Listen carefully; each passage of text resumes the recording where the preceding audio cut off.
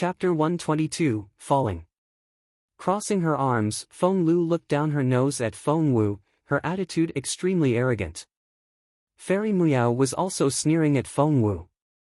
She seethed with anger as she scanned Feng Wu's charming posture and slim figure and recalled all the praises Feng Sun had sung of Feng Wu. Feng Wu narrowed her eyes. "What do you think you're doing?" Feng Lu smirked. "We saw everything. Don't you feel ashamed of yourself? A woman of such loose morals doesn't deserve a face like that." That reminded Fairy Muao. Young Lord Feng wouldn't stop talking about how beautiful Feng Wu was, so much so that the crown prince had begun to notice her. Jun Linyuan would never marry her with someone as beautiful as Feng Wu around.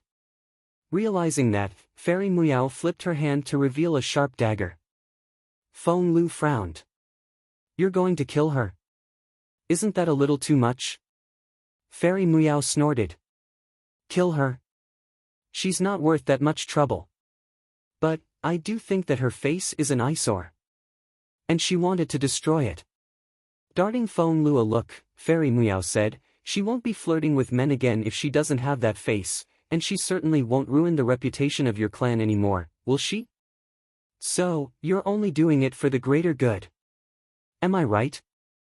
Fairy Muao had just given Feng Lu the most flagrant excuse. Because Feng Wu had always been the model child all parents fawned over, Feng Lu had hated this cousin of hers growing up. Hence, that excuse successfully persuaded her right away. However, she recalled what Feng Yiran had taught her earlier, that she shouldn't do it herself, but leave the dirty job to others. Hence, Feng Lu said, "But, she's my sister, after all. I can't bring myself to do it." Fairy Muao was as foolish as always. She snorted and said, "You don't have to. Just promise me you won't tell another soul." After that, Fairy Muao pressed the dagger to Feng Wu's neck and leaned closer, whispering into the latter's ear. "Feng Wu, your life or your face, pick one. What if I want both?" Feng Wu gave Fairy Muao a half-smile, the look in her eyes brooding. She wasn't scared at all. Fairy Muao felt provoked. Grinding her teeth, Fairy Muao glared at Feng Wu. "Feng Wu, do you know what I hate the most about you?" "Enlighten me," Feng Wu said calmly. "It's this confidence you have, as if nothing can get to you. It makes me want to rip your face off and gouge your eyes out." As she said that, Fairy Muao raised the dagger and slashed down at Feng Wu's fair, smooth cheek. Her face was twisted with her malicious grin. Finally, she could destroy the face that she was so jealous of. She wasn't the only one enjoying this. Feng Lu was sneering as well. "Feng Wu, die!" What happened next was quicker than words could describe. No one saw it coming, but all of a sudden, Feng Wu leapt to the side. She jumped toward the deep moat. Before Feng Wu fell in, she caught Fairy Muao and Feng Lu each by the hand and dragged both of them into the moat with her. Everything happened so fast. Chapter 123, Let Go of Me. Ah! Feng Wu let out a scream before she hit the water. Feng Lu couldn't swim at all. So, she panicked after she fell in and kept flailing her arms around. Fairy Muao was a little better and was able to stay afloat. However, she happened to fall in right next to Feng Lu, and it was her unlucky day. Instead of grabbing onto Feng Wu, Feng Lu grabbed hold of Fairy Muao. A drowning person would never let go of their life-saving straw. Hence, Feng Lu wouldn't let go of Fairy Muao no matter what. Fairy Muao tried her best to pry Feng Lu's fingers open. "Let go of me. Now!" However, Feng Lu feared that she would sink if she did. Instead of loosening her grip, she held on even tighter to Fairy Muao and wrapped herself tightly around Fairy Muao like an octopus. And that wasn't all she did. Feng Lu was choking Fairy Muao with all her efforts. Infuriated, Fairy Muao almost had a stroke. She tried her best to throw Feng Lu off. But in such a life-threatening situation, Feng Lu was so frighteningly strong that Fairy Muao couldn't shake her off at all. She could hardly breathe. "Cough, cough, let go of me, let go." I'll get out first, and I'll pull you up. Fairy Meow's tongue was out and her eyes were rolling back in her head. If she didn't do something now, she would be strangled by Feng Lu. However, all that Feng Lu could focus on now was the water rushing into her mouth and nostrils. Panic-stricken, she wouldn't loosen her grip no matter what Fairy Meow said. Fairy Meow was so frustrated. How could she have agreed to work with such a stupid person? It wasn't all that difficult for Fairy Meow to jump out of the moat and bring another person with her, but the sad thing was that Feng Lu was on equal footing with her in terms of their capabilities. When Fairy Meow wanted to jump up, Feng Lu cancelled out all her efforts by pulling her down, hence, she was going nowhere. Not only was Fairy Meow being choked, her stomach was filling with water. She would die if she didn't do something. Cherishing her life more than anything else, Fairy Meow forgot all about her partnership with Feng Lu. Let go of me. Let go. Fairy Meow punched Feng Lu in the head with her fist. Was Feng Lu's reaction a mere result of her panic? Not really. Feng Lu never gave up on revenge. When they were falling into the moat, Feng Lu had stuck a silver needle into one of Feng Lu's acupoints to magnify her sense of fear. Since Feng Lu was afraid of water in the first place, one thing led to another, and Feng Lu had achieved her goal. As soon as they fell in, Feng Lu tried to grab Feng Lu behind her as a life-saving straw. However, Feng Lu would never let that happen. She was an excellent swimmer. The moment they hit the water, she dove in and swam downward. Deep down in the water, Feng Lu swam as swiftly as a fish. She paddled and stroked. Before long, she was 10 meters away from the duo. Holding onto a piece of driftwood, Feng Lu smiled as she watched Feng Lu torture Fairy Meow. That was so much fun. To struggle for her life, Fairy Meow spared no effort. Her blow almost bashed Feng Lu's head in. But that was the best option for Fairy Meow at the moment, for only by knocking Feng Lu out could she climb ashore and stay alive. Otherwise, she would die here in the water. Fairy Meow then remembered Feng Lu. Chapter 124, The Crown Prince Likes Me. It was all because of her. That cunning, sinister woman. A moment ago, Fairy Meow thought it was her victory, but here she was, struggling for her life. Just then a fist landed on Fairy Meow's forehead. Feng Lu was furious. Someone had hit her. Without thinking, she deemed Feng Lu the culprit. Ah! Feng Lu! Die! Die, now! Feng Lu went berserk. She burst into a round of frantic attacks, aiming at Fairy Meow's forehead. Thump! Thump! Thump! Feng Lu was frighteningly strong. Caught by surprise, Fairy Meow was hit in the temple. The pain brought tears to her eyes. That really hurt. Fairy Meow went wild with rage. Damn you! She almost had a heart attack. This crazy woman Feng Lu not only pulled her back and choked her, she was hitting her now. Fairy Meow was the daughter of a noble family. How dare you hit me? You? Enraged, Fairy Meow couldn't care less about anything else. She raised her fists and scuffled with Feng Lu. What a catfight! Feng Lu didn't leave. She sat down on the bank and laughed until her belly ached. This was so much fun.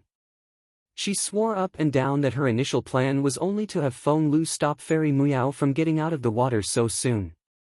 As it turned out, Feng Lu had outdone herself. While Fairy Meow and Feng Lu were fighting and Feng Lu was enjoying herself, footsteps came their way. Feng Lu finally passed gas when she had been underwater just then. The water had probably stopped the smell from coming out. Hence, Feng Lu figured that she should probably stay in the moat until she stopped farting. Thus, breathing through a reed in her mouth, Feng Lu sank back in, until her head was completely immersed. The road next to the moat had always been a busy one. Now that Fairy Meow and Feng Lu had made so much noise, many locals came out to see what it was about. Before long, a crowd had gathered around the spot. It was their first time seeing two young ladies fight in the water. Everyone cried out in surprise and found it a most remarkable scene. It has to be a very big grudge. That blow looks so painful. Look, the girl in the yellow dress could have jumped out of the water, but the one in purple keeps pulling her back. They're tearing at each other's hair. Holy crap, I thought those pretty noble young ladies were all graceful and elegant. I see they don't fight any differently from shrews. That's worse than a peevish shrew. Gosh, this is so eye-opening. Even the fierce folk of northern border city couldn't help but be amazed. Right now, Fairy Muiao and Feng Lu were getting even with each other for hatred new and old. Of course Feng Lu knew about Fairy Muiao's fondness for Jun Linyuan. Of course Fairy Muiao noticed that Feng Lu wanted to throw herself at the crown prince. It was just that Feng Lu had attracted most of their hatred this whole time, and they had considered her their common enemy. Now that Feng Lu was gone, they turned on each other right away. Feng Lu. Don't tell me that you don't like the crown prince. Grabbing Feng Lu's hair, Fairy Muiao tried to throw her onto the bank. Feng Lu punched Fairy Muiao in the eye with her fist. His Royal Highness likes me. Stop flattering yourself. Fairy Muiao almost choked on her own spit. Chapter 125, What a sister you've got there. The crown prince likes you. Are you nuts? Who the hell do you think you are? Fairy Muiao was so angry that she broke out laughing. Would a godlike figure like the crown prince like Feng Lu? How smug could she be? Fairy Muiao's condescending tone enraged Feng Lu again. Of course the crown prince liked her. Why else had he chosen to visit the Feng manor of all places? Go to hell. Feng Lu began to throw punches at Fairy Muiao again. Instantly, water splashed everywhere, making quite a scene. Footsteps came their way, and soon, several people showed up on the bank. Apart from Feng Sun and his two companions, Yu Minji was also here. Because of the fierce catfight between Feng Lu and Fairy Muiao, no one noticed Feng Wu, who was still hiding under the water. Shit! What's going on here? A water fight? Staring at the two girls, who were frantically tearing out each other's hair in the moat, Feng Sun's eyes popped out. He looked very excited. I had no idea that girls could fight like that. This is insane. Feng Yuran, what a sister you've got there. Feng Yuran almost rolled his eyes at Feng Sun. Of course Feng Sun could watch happily as an onlooker, for what was happening didn't concern him at all. However, as Feng Lu's own brother, Feng Yuran couldn't just stand there and watch. Pressing his toes down on the ground, Feng Yuran spread out his arms and jumped off the bank like a big eagle. With a sweep of his hands, both girls were scooped out of the water and thrown onto solid ground. He had expected his intervention to stop the fight, but the two girls only rolled around on the ground and kept on exchanging blows. And they were screaming as they fought. His Royal Highness likes me. He's mine. In your dreams. No, in your dreams. I'm gonna kill you. I'm gonna kill you. Everyone was astonished. What were they looking at here? Mouth slightly open, Feng Sun gave Jun Linyuan, who was as undisturbed and indecipherable as ever, a strange look. Boss Jun, those two are fighting over you there. Aren't you going to say something? If one asked Feng Sun, their boss Jun was the source of all disasters. Girls simply went crazy when that guy was around. Jun Linyuan only darted him a bone-chilling glance and uttered 6 words, "Do you have a death wish?" Cough, cough, that was the end of Feng Sun's teasing. Feng Yuran's cheeks twitched as he watched Feng Lu roll around on the ground, covered in mud. He couldn't take it anymore. For not only were the local folk standing around, pointing at the two girls, the nonchalant, enigmatic Jun Linyuan was also watching. Stop! Right now! Face dark, Feng Yuran reached out and picked Feng Lu up as easily as an eagle handling a chicken. Feng Lu had lost her head in her fury. She yelled as she struggled. Brother, let go of me. She called me cheap and she's trying to take the crown prince away from me. I'm going to kill her. Feng Yuran really felt like throwing this idiot back into the moat. Slap! The hard slap to Feng Lu's face disoriented her and she saw stars. Before she could break into tears, Feng Yuan turned her around to face Jun Linyuan. I dare you to say another word. Then, Feng Lu saw the lofty teenager that seemed to come with his own halo. Why, Your Royal Highness. Feng Lu looked down and saw her ragged clothes, which were filthy beyond repair from her rolling around in the mud with Fairy Muao. She then recalled what a shrew she had been. Chapter 126, Because You Two Are Uglier Than Her. Feng Lu's head went blank and her heart nearly stopped. Holy shit! And she wasn't the only one lamenting, so was Fairy Muao next to her. She looked as sorry a sight as Feng Lu. She had acted like a shrew as much as Feng Lu had. Feng Lu. Oh God. Burying her face in her hands, Fairy Muao wished that she could pass out right now. She had done all those things in front of the Crown Prince, she felt like killing herself right now. Let her die. Why couldn't she pass out now? She didn't want to talk to anyone. Just as she was about to pretend to faint, Jun Linyuan shifted his dangerous, grim gaze to Feng Lu and Fairy Muao and asked in a nonchalant voice, what happened? What happened? Fairy Muao's frozen brain finally began to work again. Right, it was Feng Wu. Both she and Feng Lu were wounded, not to mention that they had greatly embarrassed themselves in front of Jun Linyuan, but Feng Wu didn't have a scratch. Fairy Muao couldn't allow that to happen. Fairy Muao calmed down immediately. Brushing away a lock of hair sticking to her forehead, she wept. Feng Wu did it. It was all her fault. She tried to kill us. That astonished everyone. Why was Feng Wu involved? Moreover, she had just accused Feng Wu of trying to kill her. Feng Wu, killing the daughter of a noble family? She had to be insane to plot something like that. It was such a wild accusation. Since Fairy Muao had made up her mind to slander Feng Wu, she began to make up stories. Biting her lower lip, she said, Feng Wu was so evil. She pushed us into the moat. She tried to drown us. Feng Lu, who had been standing there with a blank face, was suddenly woken up by those words and came back to her senses. That was right. It was Feng Wu. They had to blame Feng Wu for everything. Feng Sun was displeased to hear that. Why is Feng Wu involved? Hasn't she been back at home this whole time? Ha! Fairy Muao smirked. Feng Wu. Stay at home. A woman as fickle and lascivious as her could never stay indoors. Feng Sun was even more disgruntled now and he cast a stern look at Fairy Muao. Watch your mouth, young lady. You're only ruining your own reputation talking like that. I know you don't like Feng Wu, but that was over the line. She has friends. He made it clear that he was backing Feng Wu up. Tears welled up in Fairy Muao's pretty eyes as she bit her lower lip, looking aggrieved. Young lord, all you ever do is stand up for Feng Wu. But what about me? Feng Wu pushed me and Feng Lu into the moat. We nearly drowned. That's right.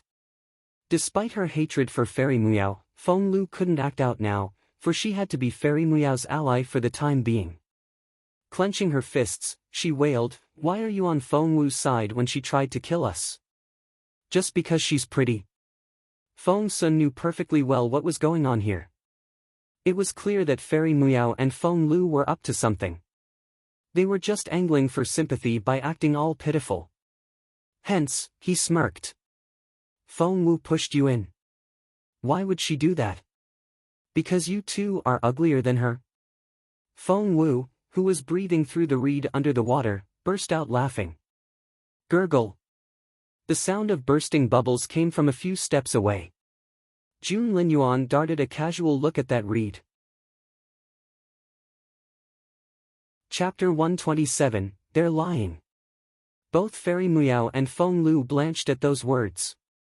However, they no longer felt as embarrassed as they did earlier, especially Fairy Muao. Biting her lower lip, she went all teary-eyed and her voice was pitiful and indignant. Feng Wu was seducing a man when we ran into her. We were witnesses. That was why she tried to kill us. Feng Lu nodded immediately. Yes. That's right. We both saw Feng Wu having her way with a teenager in this alley. Feng Yuan felt like throttling Feng Lu. How big an idiot was she? Even if she wanted to frame Feng Wu, couldn't she find another excuse? At the end of the day, Feng Lu and Feng Wu were cousins from the same clan. If Feng Wu's reputation was ruined, Feng Lu would be equally affected. That plot would cause destruction for both sides, and she was telling the whole world about it. What was she thinking? Feng Yuan wished that he could somehow stuff his sister back into their mother's womb to give her a new brain. Right now, it was obvious that Feng Sun was vexed. Jun Linyuan's face had turned so grim that the temperature seemed to drop. Feng Sun grabbed Fairy Muyao by the collar. What did you say? Fairy Muyao grasped this as her last resort. She said loudly, we saw with our own eyes that useless Feng Wu doing filthy things in this alley with a teenager. If we hadn't run into them, they'd be. Yes. He wore a pink robe and was very easy to spot. I saw everything. I swear to God. Feng Lu also said loudly. Because of their common enemy, Feng Lu and Fairy Muyao, who had been at each other's throats, were back on the same side again. Under the water, Feng Wu frowned at those words. Those two were really shameless. Feng Sun smirked. You just called Feng Wu useless. So, how was someone that useless able to push you two into the moat? Muyao, if I remember correctly, you're a level 6 spiritual master, aren't you? Feng Sun then turned to Feng Lu. And you're what? Level 5?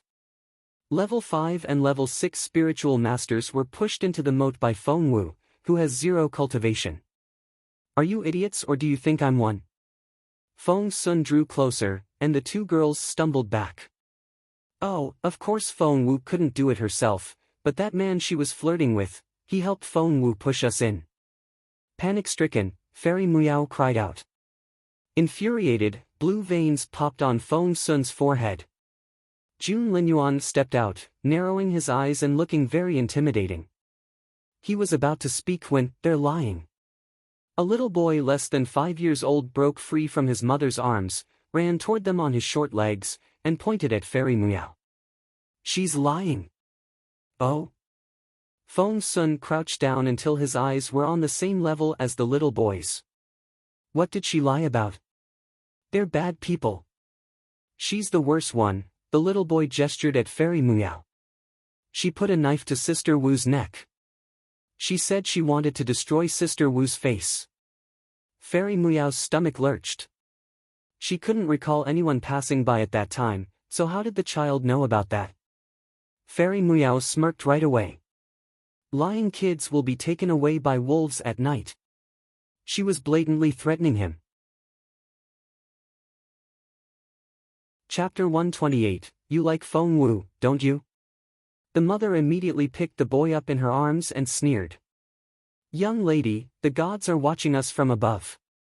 You can't throw wild accusations at someone like that, or you'll be cast into hell after you die. My Xiaoyang doesn't tell lies.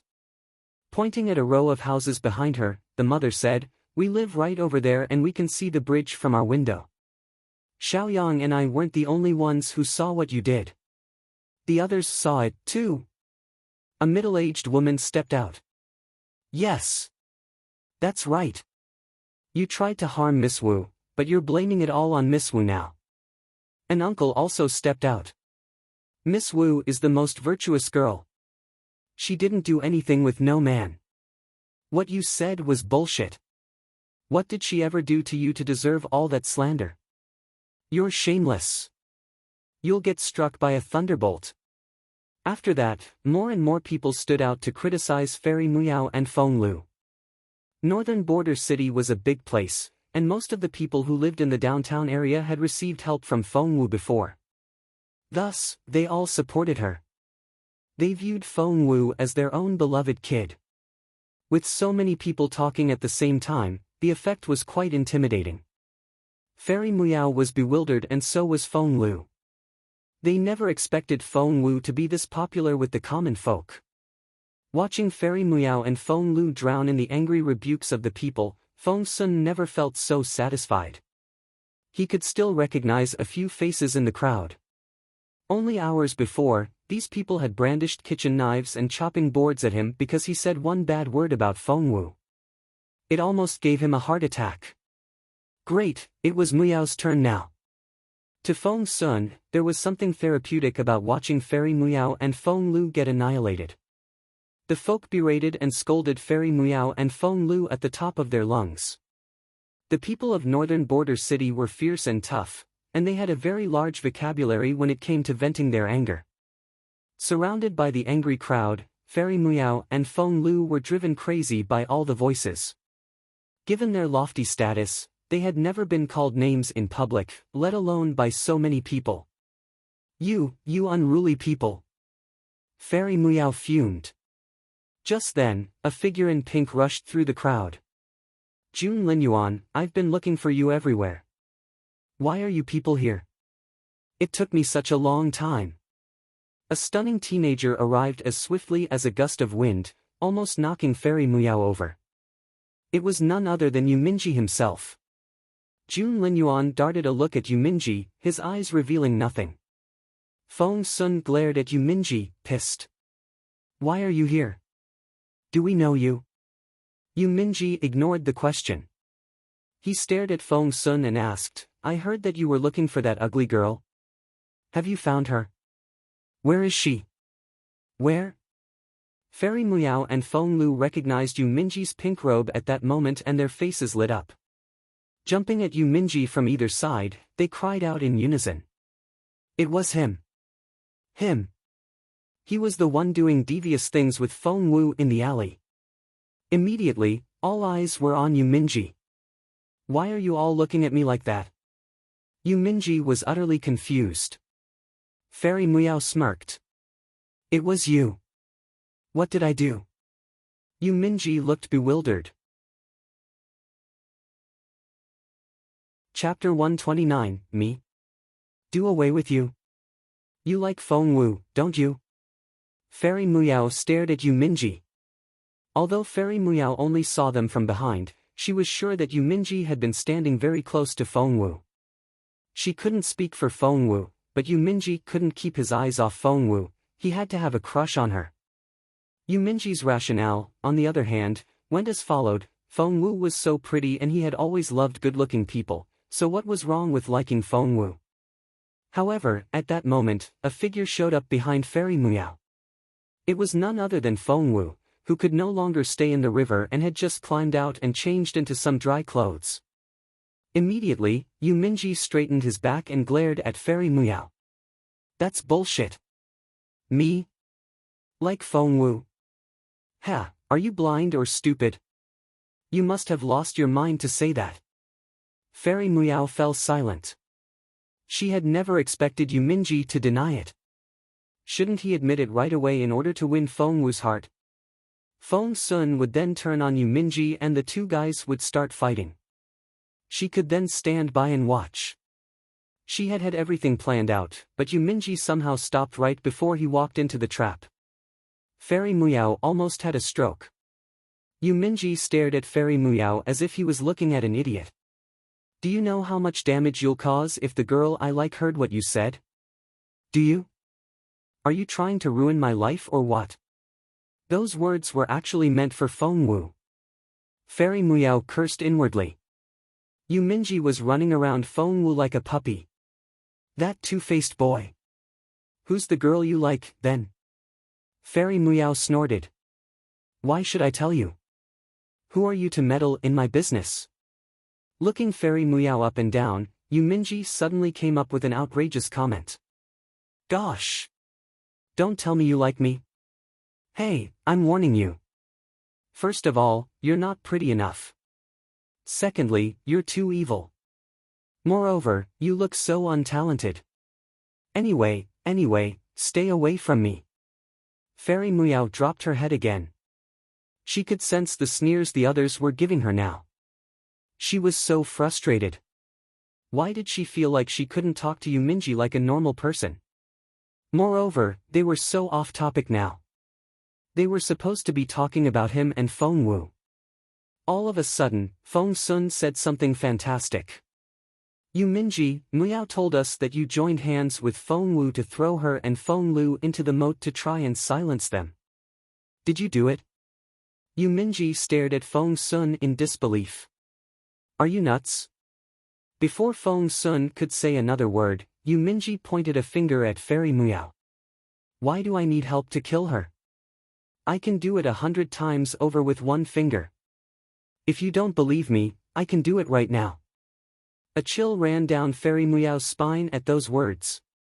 She went stiff and broke into a cold sweat. She had been wrong. She had been so wrong. She only saw how indifferent Jun Linyuan was toward Yu Minji. However, she forgot that Yu Minji could easily finish her off with one finger, or even a single strand of hair. Yu Minji felt humiliated. He glared at Fairy Miao until his eyes bulged. "Me? Do away with them? What gave you the idea that I need to do something like that myself?" Chapter 130, Jun Linyuan was so frightening. A team of elders followed him everywhere, okay? The elders complained all the time about having nothing to do, okay? And they were suggesting that he, Yu Minji, needed to do such a petty thing himself? When he lost his temper, Yu Minji could look very intimidating. He pressed on toward Fairy Miao, who stumbled back in fear. She had never felt as regretful as she did now. How could she have forgotten that Yu Minji was the sacred son of the Dark Court and heir to the Dark Dynasty? The Dark Dynasty that killed people like flies. At that thought, Fairy Miao turned to run away. However, she jumped as soon as she saw the person standing behind her. You. Fairy Miao pointed at Feng Wu. "How long have you been standing there?" A smile emerged on Feng Wu's stunning face. "I got here when you were slandering me about flirting with some guy. Why, are you done?" Looking into Feng Wu's eyes, Fairy Miao felt her stomach churn and the hair stand up on her back. Involuntarily, she stumbled back. Feng Wu took another step forward and Fairy Miao stepped back again. Realizing that Yu Minji was right behind her, Fairy Miao felt cornered. Hence, she could only stare back at Feng Wu and said, "Why, you tried to kill me. How dare you stand before me now? I'm a princess. The princess of Mu Prince Residence. How dare you try to harm me?" Teehee, Feng Wu chuckled. "With everything that has happened, you still won't admit your mistake. Miao, you must be the most shameless person I've ever met. You tried to harm me. You did. You dragged me into the moat and that's the truth." Fairy Miao would never tell the truth. How could she? Her only way out was to keep denying it. She couldn't bring up Yu Minji and Feng Wu's alleged relationship now, for she was afraid of enraging Yu Minji. Instead, she made Feng Wu her sole target. "Yes, you tried to harm us." Feng Lu came to Fairy Miao's aid. Feng Wu was their common enemy. So, compared with Fairy Miao, Feng Lu hated Feng Wu more. Feng Sun smirked. Level 5 and Level 6 spiritual masters are claiming that they were harmed by a good-for-nothing. Fairy Miao and Feng Lu blushed, but they stuck to their story. Yes, they did. Feng Wu had no evidence, so there was nothing she could do about them. Humph. They had already humiliated themselves in front of Jun Linyuan. The last thing they wanted was for him to see them as merciless women. Seeing that Feng Wu was under attack, somehow, Yu Minji felt a little sympathy for her. Wait. Sympathy? For this sharp-tongued girl? That wasn't happening. He chucked that thought away immediately. Just when Feng Wu was ready to push Fairy Miao and Feng Lu into her trap, a figure stepped out from the crowd. Jun Linyuan. Everyone involuntarily turned to look at the unmatched, formidable teenager. Although he hadn't said a word, no one dared to disregard him, for he was like a supreme being among them. Jun Linyuan stood half an arm away in front of Feng Wu and gave Fairy Miao a cold, brooding glance. That one glance was enough to make Fairy Miao's heart race. She went stiff and felt as if someone had pushed her down an abyss. What was the meaning of that glance? What did the Crown Prince want from her? The truth. The two words stabbed into Fairy Muyao's chest like the sharpest blade. Chapter 131, Are You Afraid of Me? Truth. Fairy Muyao shuddered as a chill ran down her spine. Too scared to look into June Linyuan's eyes, she moved her lips, trying to repeat what she said. However, those cold, piercing eyes were staring at her and she felt imminent danger, as if one wrong word from her and her head would be cracked open. It was such a terrifying aura.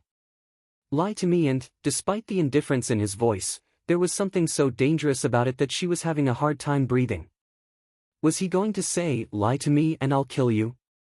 SSSS. Fairy Muyao drew in her breath. She was so scared. Before she knew it, Fairy Muyao had pressed her hand to her chest and she felt her heart thumping, not from shyness, but real fear. She was too scared to even act normally. Fairy Muyao didn't dare to make up stories anymore. In a trembling voice, she said, we did it. We tried to throw mud at Feng Wu and we wanted to ruin her face. We did it first, but Feng Wu really dragged us into the river. Before she could finish, Fairy Muyao burst into tears and ran away. Feng Lu was baffled. Fairy Muyao had admitted everything. That idiot! Did she even realize the consequences of that? However, when June Linyuan turned his sharp eyes on Feng Lu, she felt as if she had been pushed into an icehouse and her heart almost gave out. She finally realized why Fairy Muyao was so frightened. Ah! The next second, Feng Lu shoved Feng Iran away and ran after Fairy Muyao. She ran faster than a cheetah. Everyone was speechless. They were scared off, just like that. June Linyuan's impeccably handsome face looked a little confused. He darted a look at Feng Sun and frowned. Why did they run away? Feng Sun smacked his forehead and looked up at the sky. The two girls were scared off before Boss June even began his interrogation. What was that all about? Feng Sun didn't know whether to laugh or cry. Boss June, you're just too scary. June Linyuan frowned. What did I do? Others try to subdue their enemy without fighting, but you can defeat yours without even starting a war. They just roll away and die on their own. That's the effect you have on other people, Feng Sun said in amazement. Feng Wu looked at June Linyuan approvingly. June Linyuan was the nemesis of people like Fairy Muyao, who were too stubborn to admit their mistakes. He didn't even have to speak, with a single glance, he could scare people to tears. Problem? June Linyuan stared at Feng Wu, his eyes like bottomless pools. Feng Wu's heart lurched and raced as she looked into those brilliant, brooding eyes. She waved her hands immediately. And no problem. No problem at all. Are you afraid of me? June Linyuan frowned and looked a little displeased. Feng Wu's heart sank.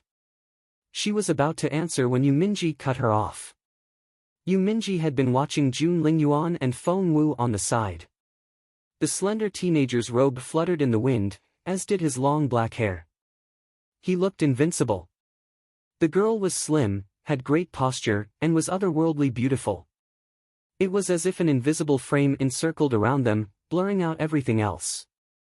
Somehow, Yu Minji felt a dull pain in his chest. He rubbed the spot. Had he messed up in his cultivation training? Frowning, Yu Minji stomped toward them and glowered at Feng Wu. Chapter 132, Why did she look so familiar from behind? Feng Wu looked at him in bewilderment, her limpid eyes filled with confusion. What?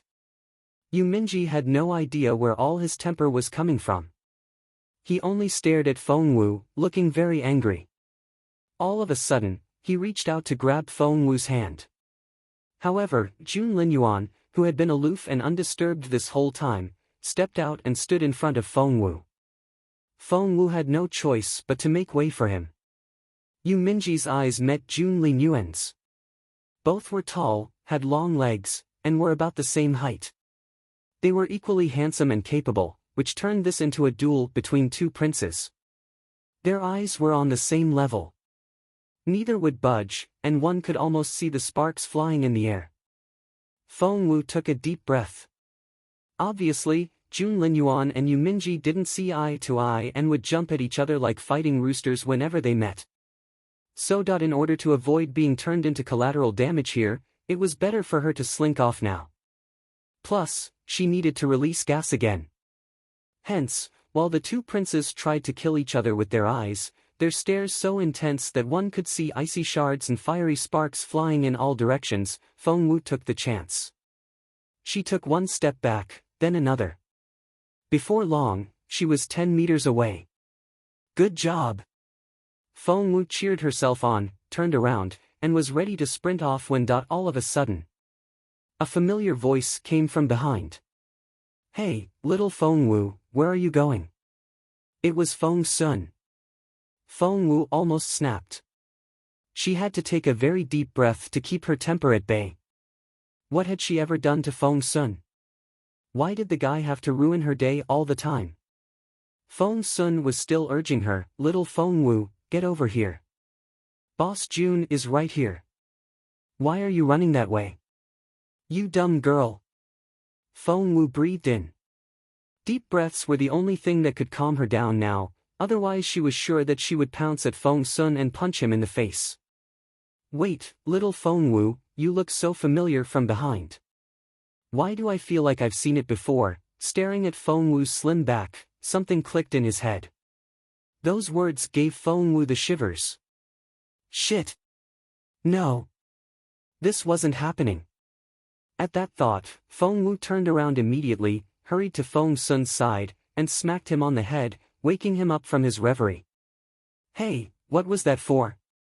I almost figured it out. Feng Sun looked at Feng Wu, a little displeased. Feng Wu sighed in relief inwardly. She then glowered at Feng Sun and said grumpily, you called me back, didn't you? I was going to get you people some water, seeing that you all look tired. But you had to get me back here, so forget about it. Feng Wu found a random excuse, and Feng Sun didn't suspect a thing. Right now, Yu Minji and Jun Linyuan were still engaged in their staring contest. To be more precise, Yu Minji was the one staring. Jun Linyuan, on the other hand, had already raised his head to savor the clouds in the sky. Feng Sun patted Yu Minji on the shoulder. Stop doing that. We have no time to waste now. Our priority now is to catch that ugly girl. Catch the ugly girl? You really found her? That successfully distracted Yu Minji. Of course we did. Look, taking out that drawing from his chest pocket, Feng Sun tossed it to Yu Minji. See for yourself. Yu Minji opened the scroll eagerly, and immediately saw the person in the drawing. Her features couldn't be any more ordinary, but... Chapter 133, You're competing with me. That pair of eyes were so tranquil and splendid that they seemed to suck out one's soul. How could there be such beautiful eyes in this world? The very thought made Yu Minji dart a look at Feng Wu. As a result, he was almost swept off his feet by her enchanting beauty. Luckily, he was committed enough to his goddess. However, when he looked into Feng Wu's bright black eyes that reminded him of a starry night, Yu Minji's heart skipped a beat. Damn it! Why did he find Feng Wu's eyes so beautiful as well? Was he really a capricious, fickle, and unfaithful man as he was said to be? Yu Minji was baffled for a moment and began to doubt himself. Seeing how Yu Minji was suddenly dazed, Feng Wu had no idea what had happened. She then thought about making fun of him. Leaning closer, she chuckled and said, So, is that a portrait of the goddess you couldn't stop talking about? Let me have a look. Yu Minji came back to himself immediately. He wanted to hide the scroll, but was too late. Feng Wu saw it. Wait, where is that super gorgeous goddess of yours? Where is she? Where? Why can't I see her anywhere? Seeing Yu Minji's dark face, Feng Wu laughed so hard that her belly ached. What a face Yu Minji had there. What? Goddess? That ugly girl? Feng Sun said to Feng Wu grumpily. He's joking. The guy's all about good looks. There's no way he would fall in love with the ugly girl. Feng Wu was waiting for Yuminji's agreement. With his big ego, he was bound to deny that she was his goddess. But what happened next was beyond Feng Wu's expectations. Why are you calling her ugly? I think she's pretty. Much prettier than you. Humph. Yuminji refuted. That baffled Feng Wu a little. No. Yuminji couldn't possibly. Had she gone too far? Before Feng Wu could react, Yuminji pointed at the scroll and made a vow.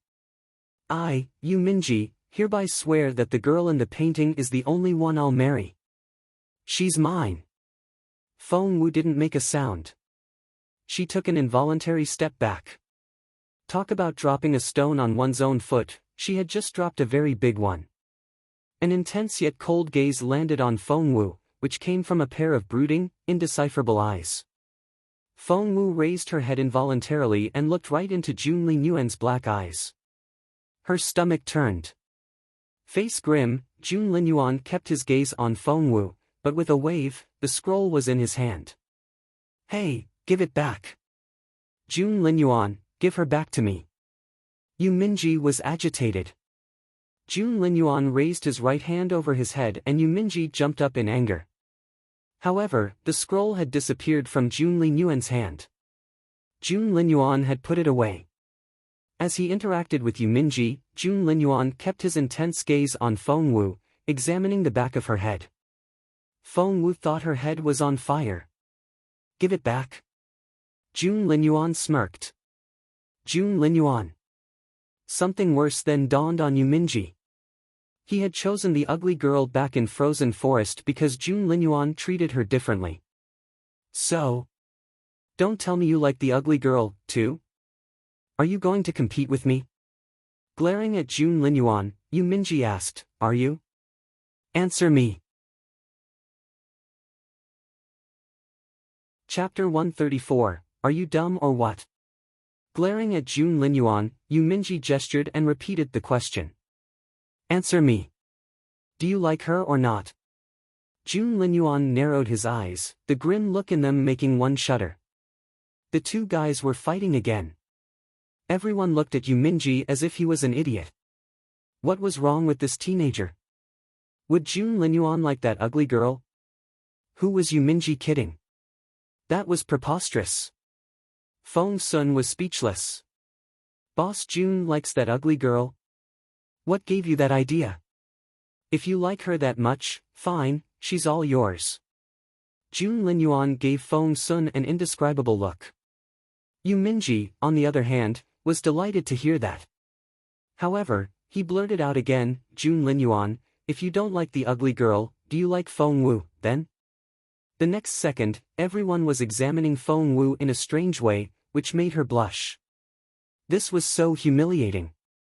The sun would rise in the west first before Jun Linyuan liked her. Being stared at by all those eyes, Feng Wu wished more than anything that she could disappear at that moment. Feng Sun took pity on Feng Wu and came to her rescue. He chuckled and said, Yuminji, what are you even thinking? Since when would Boss Jun like a useless girl? Feng Wu glared at Feng Sun. That look almost gave Feng Sun a heart attack. He replied with a shrug. But that's what you are, useless. Feng Wu almost had a stroke, but she couldn't give a retort. She took a deep breath. Calm down, calm down. Now that she had taken the 9 transformation spirit restoration pill, all she needed was a quiet place to restart her cultivation. Useless? We'll see about that. Feng Wu raised an eyebrow and darted a look at Feng Sun. Young Lord Feng. What? Feng Sun shuddered at Feng Wu's formal tone. What stage are you at? Feng Sun replied without hesitation, I'm a spiritual grandmaster. He then said in smug satisfaction, anyway, it's a stage you'll never be able to reach in your life. Why are you asking? It'll only upset you. Spiritual grandmaster. This stage consists of 3 stars. Should I assume that you've reached the 3rd star already? Feng Wu asked calmly. The spiritual master stage was the only one which consisted of 9 levels. All stages beyond that used a 3-star ranking. As far as Feng Wu knew, Fairy Miao and the others were still at the spiritual master stage, but Sui Qingluan had reached the spiritual grandmaster stage. Feng Sun gloated. Yup. I'm about to break into the spiritual elder stage. Are you envious of me? Sigh, if you hadn't. Feng Sun thought what he said would upset Feng Wu, but he saw that rather than get angry, Feng Wu smiled a little. Was it so hard a blow to her that she couldn't think straight?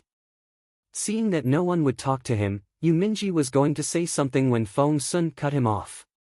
Alright, back to business. Our top priority here is to catch the ugly girl. Agreed? Feng Sun eyed Jun Linyuan as he spoke. Seeing that all Jun Linyuan did was savor the view of frozen forest in the distance, Feng Sun saw that the guy clearly didn't want to get involved. Hence, Feng Sun became the one who called the shots. I've told the mayor to close all the city gates and seal off all the water channels. That is to say, the ugly girl is right here in northern border city. Let's split up into 4 groups and each take a city gate. We'll start our search from the gates and move toward the center of the city. That cunning girl can't possibly escape this time. Feng Wu stared at Feng Sun. The guy was very serious and dedicated to this task. He had a strongly defined profile, exquisite features, and eyes as clear as water. His tone was decisive, his words logical, and he was very attractive. Had it not been for the fact that he was planning to catch her, Feng Wu would actually applaud him. Alright. I've talked you through the plan. Let's split up into groups now. Chapter 135, Boss Jun obviously doesn't like Feng Wu. Feng Wu smacked her forehead. If Feng Sun one day found out that he had bragged about how to catch her right in front of her, she wondered if he would want to kill her all over again. Well, she had been doing these things frequently enough that Feng Sun was probably used to it already. Feng Wu still almost burst out laughing at that thought. She could only drop her head to her chest and keep a very low profile so that no one would notice her flushed cheeks, which was a result of suppressing her laughter. Feng Sun gestured at himself. I'll take the east gate with little Feng Wu here. Xian the second, you take the south gate. Feng Yiran, the west. Yu Minji, the north. Feng Sun deemed his plan a stroke of genius. Hadn't Boss Jun made it clear that he wouldn't become entangled in such banal worldly affairs? Hence, Feng Sun didn't include him at all. Jun Linyuan, who had been looking at the mountains in the horizon, frowned a little. Before he could speak, Yu Minji jumped to his feet and protested, "Why is little Feng Wu with you?" "I won't have it." Feng Sun smirked. "Bite me." "No problem. Let's do it now." A one-on-one fight, Yu Minji was as irascible as any hot-headed teenager his age, and it only took the tiniest spark to make him explode. He was ready for battle even as he spoke. A fight was on the verge of breaking out when Jun Linyuan frowned and said calmly, "Stop." "Boss Jun," Feng Sun turned to look at Jun Linyuan. "Jun Linyuan, I dare you to take his side." Yu Minji stomped his foot in rage. However, Jun Linyuan only gave Feng Wu a nonchalant glance from the corner of his eye and ordered in an impassive voice, "You, with me." She, alone with Jun Linyuan. Feng Wu's heart almost exploded right there and then. "No, no, no," Feng Wu waved her hands in a hurry. "You guys go ahead. I'll sit this one out. The ugly girl has never done anything to me. Why should I go after her? Hey, all she wanted now was to find a quiet place to cultivate." Feng Wu was still waving her hands when Jun Linyuan caught her wrist with his long, thin fingers. That promptly solved the problem. They were off. Behind them, everyone was dumbfounded. Wasn't Boss Jun supposed to be a neat freak who never touched anyone with his hands? He had just touched Feng Wu. Although there was a layer of clothing between them, it still felt so weird. Xian Yi looked puzzled. Feng Sun, on the other hand, looked very guilty. Sigh. Boss Jun obviously doesn't like Feng Wu, but he took her away just to help me. I owe Boss Jun so much. Xian Yi darted a dubious look at Feng Sun. Are you sure that's what's happening here? Isn't it? Feng Sun looked at Xian Yi, bemused. Are you suggesting that Boss Jun took Feng Wu with him because he wants to be alone with her? Isn't that possible? Xian Yi didn't think the matter was that simple. Ha ha ha ha, Feng Sun cracked up, as if he had heard the funniest thing. Holding his belly, he doubled over with laughter. Xian Yi, you're so silly. Gosh, I'm laughing my ass off here. Ha ha ha. Xian Yi threw a dirty look at him, shook his head, and left for the south gate. An idea struck Feng Yiran all of a sudden. Was it possible that Jun Linyuan really liked Feng Wu? Given Feng Wu's stunning beauty, it wouldn't be too far-fetched to assume that Jun Linyuan had fallen in love with her. But that couldn't be. If that was the case, why did he break off the engagement in the first place back then? Feng Yiran tried his best to remember everything, down to the very last detail. Soon, he recalled the look Jun Linyuan gave Feng Wu. Chapter 136, Stop Laughing. There had been nothing remotely affectionate in Jun Linyuan's grim, haughty eyes. Hence, his conclusion was that not only didn't Jun Linyuan like Feng Wu, he actually found her repulsive. Feng Yiran heaved a sigh of relief and quickly headed for the west gate. Yu Minji was the only one left. He was about to set out for the north gate when Feng Sun stopped him. Halt! I'm taking that road. Glaring at Feng Sun, Yu Minji said, which way should I go, then? Feng Sun smirked. You like that ugly girl, don't you? How can I be sure that you won't cut her loose on purpose? So, you're not taking any gate today. After that, Feng Sun quickly left for the north gate, leaving Yu Minji behind on his own. Yu Minji didn't know what to say. Meanwhile, Feng Wu and Jun Linyuan were walking together. The busiest street ran through the eastern part of the city. However, Feng Wu was on edge. She found her own reaction rather strange as well. She was able to stay level-headed no matter what came her way, but why was she so fidgety around Jun Linyuan? Jun Linyuan walked in front and Feng Wu stayed half a meter behind him. Both kept their silence and it felt rather awkward. Feng Wu clenched her fists. She was genuinely concerned. What should she do if she suddenly wanted to pass gas? She could fool Feng Sun, but even with her past and present lives put together, she still couldn't outsmart Jun Linyuan. All of a sudden, Jun Linyuan stopped. Feng Wu, whose head had been down this whole face and her face screwed up with the effort of figuring out a solution, bumped into Jun Linyuan's firm, straight back. Thump! Ouch! Covering her nose with one hand, Feng Wu glared at Jun Linyuan with a frown as she drew in a breath. She had no idea that bumping into someone could be that painful. She felt as if she had smashed her nose into the hardest basalt. Jun Linyuan turned around to Feng Wu's face all puckered up and an accusing look in her teary eyes. That facial expression depended largely on how good-looking the person was. An accusing look from an ordinary person not only wouldn't achieve anything, it would also annoy the accused party. However, with Feng Wu's incredibly beautiful face, when she turned her teary, pitiful, and resentful eyes on a person, she might as well, to use a phrase from her previous life, have set off an atomic bomb. Even someone as haughty and aloof as Jun Linyuan couldn't help but ask hesitantly, painful? Still covering her nose, Feng Wu nodded with teary eyes. Jun Linyuan's frown grew bigger and his lips moved. Useless. Feng Wu's limpid eyes widened immediately and she glared at Jun Linyuan. Pointing at him, she protested, "What kind of person are you? You bumped into me and you're telling me off?" The fuming Feng Wu reminded him of a little quail. Somehow, Jun Linyuan's perpetual poker face cracked and his lips curled up a little. Stop laughing. Feng Wu was pissed off. She was so aggrieved. Was he laughing at her now? Jun Linyuan didn't smile for years on end. But right now, he was smiling, he was actually smiling with his eyes. His already handsome face looked unbelievably stunning. Feng Wu was dazed. She didn't know how to react. If it was solely because of his beautiful face, Feng Wu wouldn't be that way.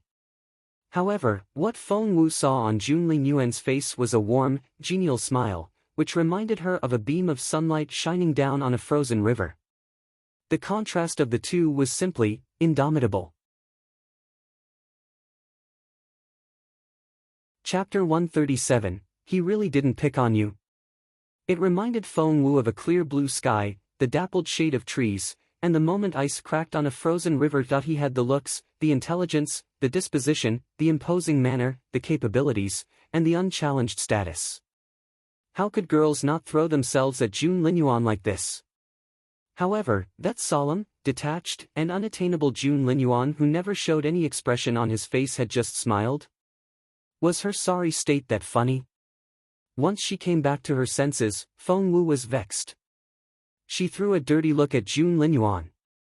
However, instead of being offended, Jun Linyuan went on smiling. Feng Wu didn't know what to say. Feng Wu's head soon cooled down. This wasn't a good time to provoke Jun Linyuan. What she now needed to do most was find an opportunity to run away from him. She would be doomed if they reached the center of the city.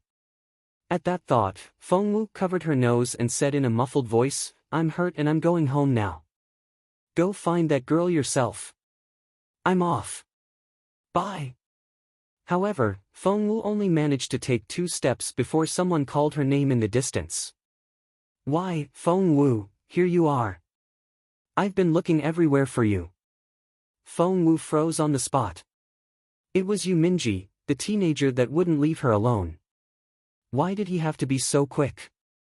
Feng Wu felt like crying. It seemed that these people would never leave her alone. Feng Wu ignored him and ran in the other direction. However, Yuminji caught her by her braid right away. "Hey, I'm right here. Where do you think you're going?"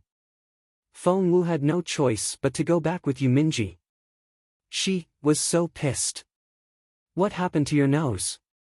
Yuminji frowned when he saw Feng Wu's teary eyes and crestfallen expression. Feng Wu replied with a long sigh.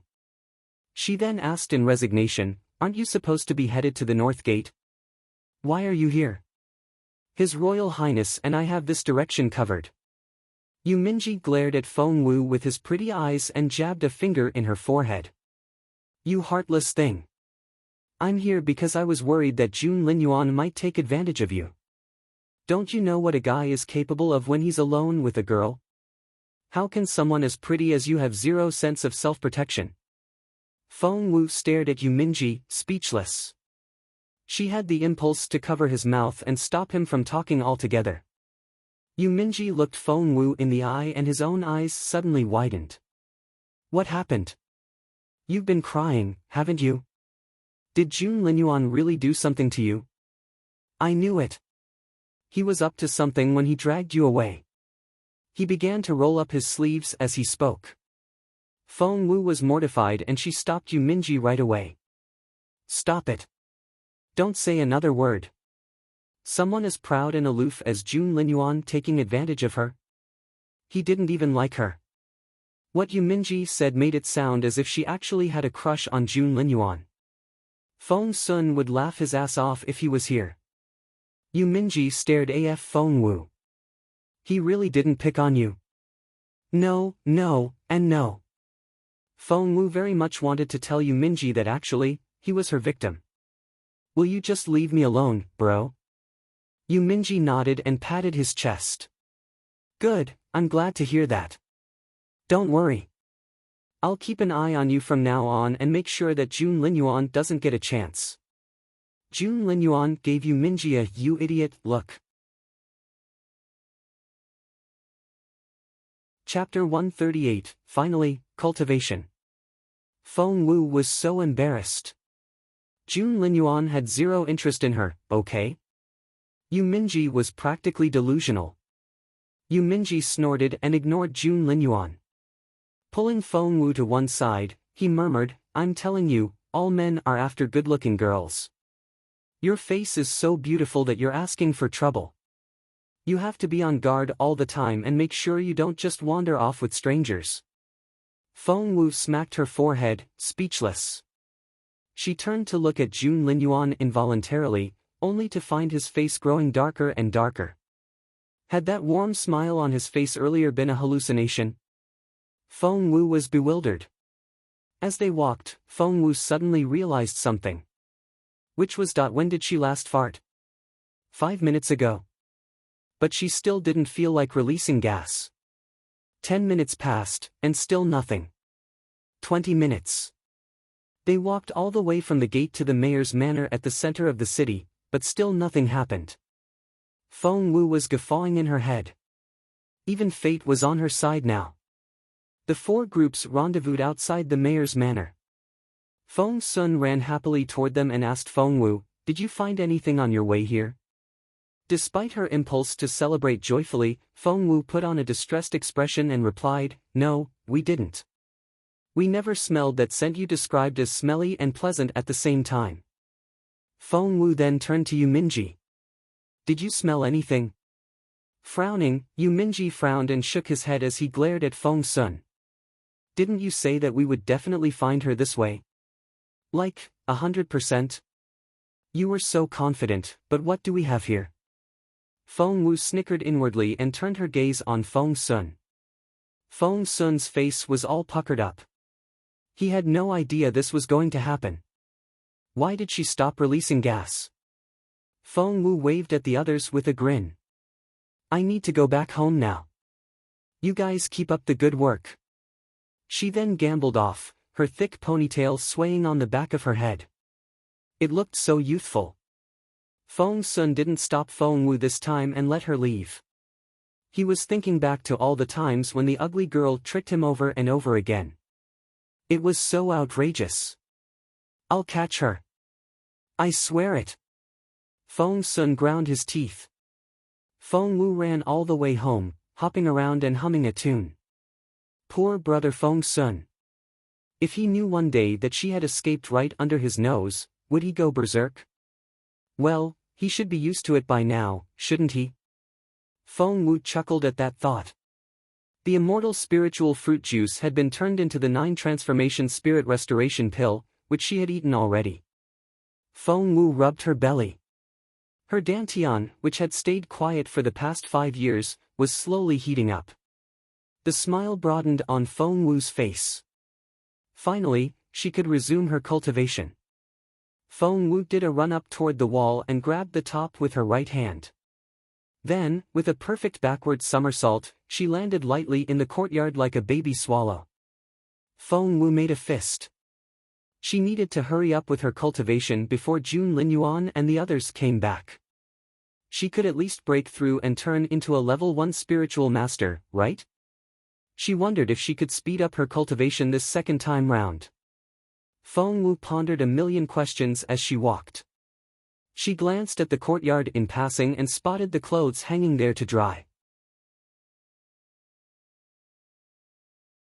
Chapter 139, I've never liked Jun Linyuan. One look and Feng Wu almost had a heart attack. Those clothes.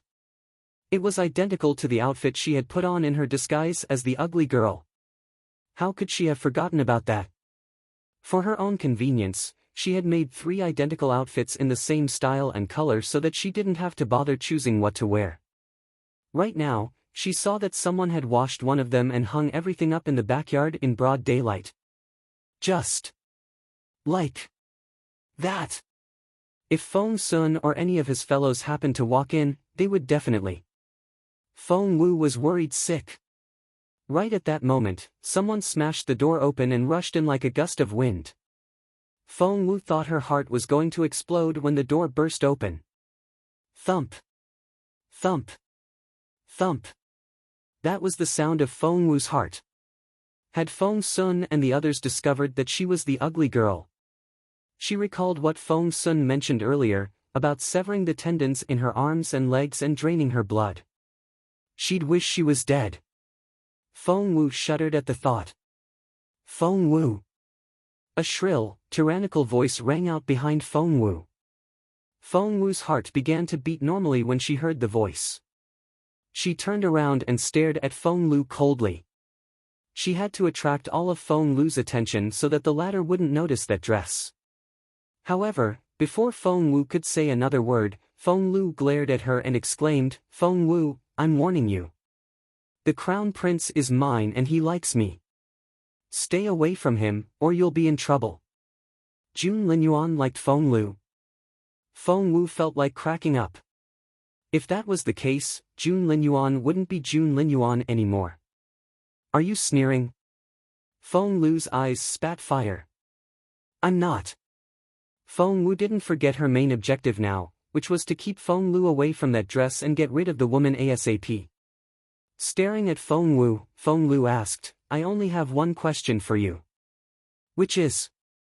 Feng Wu took a few steps as she spoke, stepping further and further away from the dress and pretending to marvel at some budding purple flowers in the courtyard.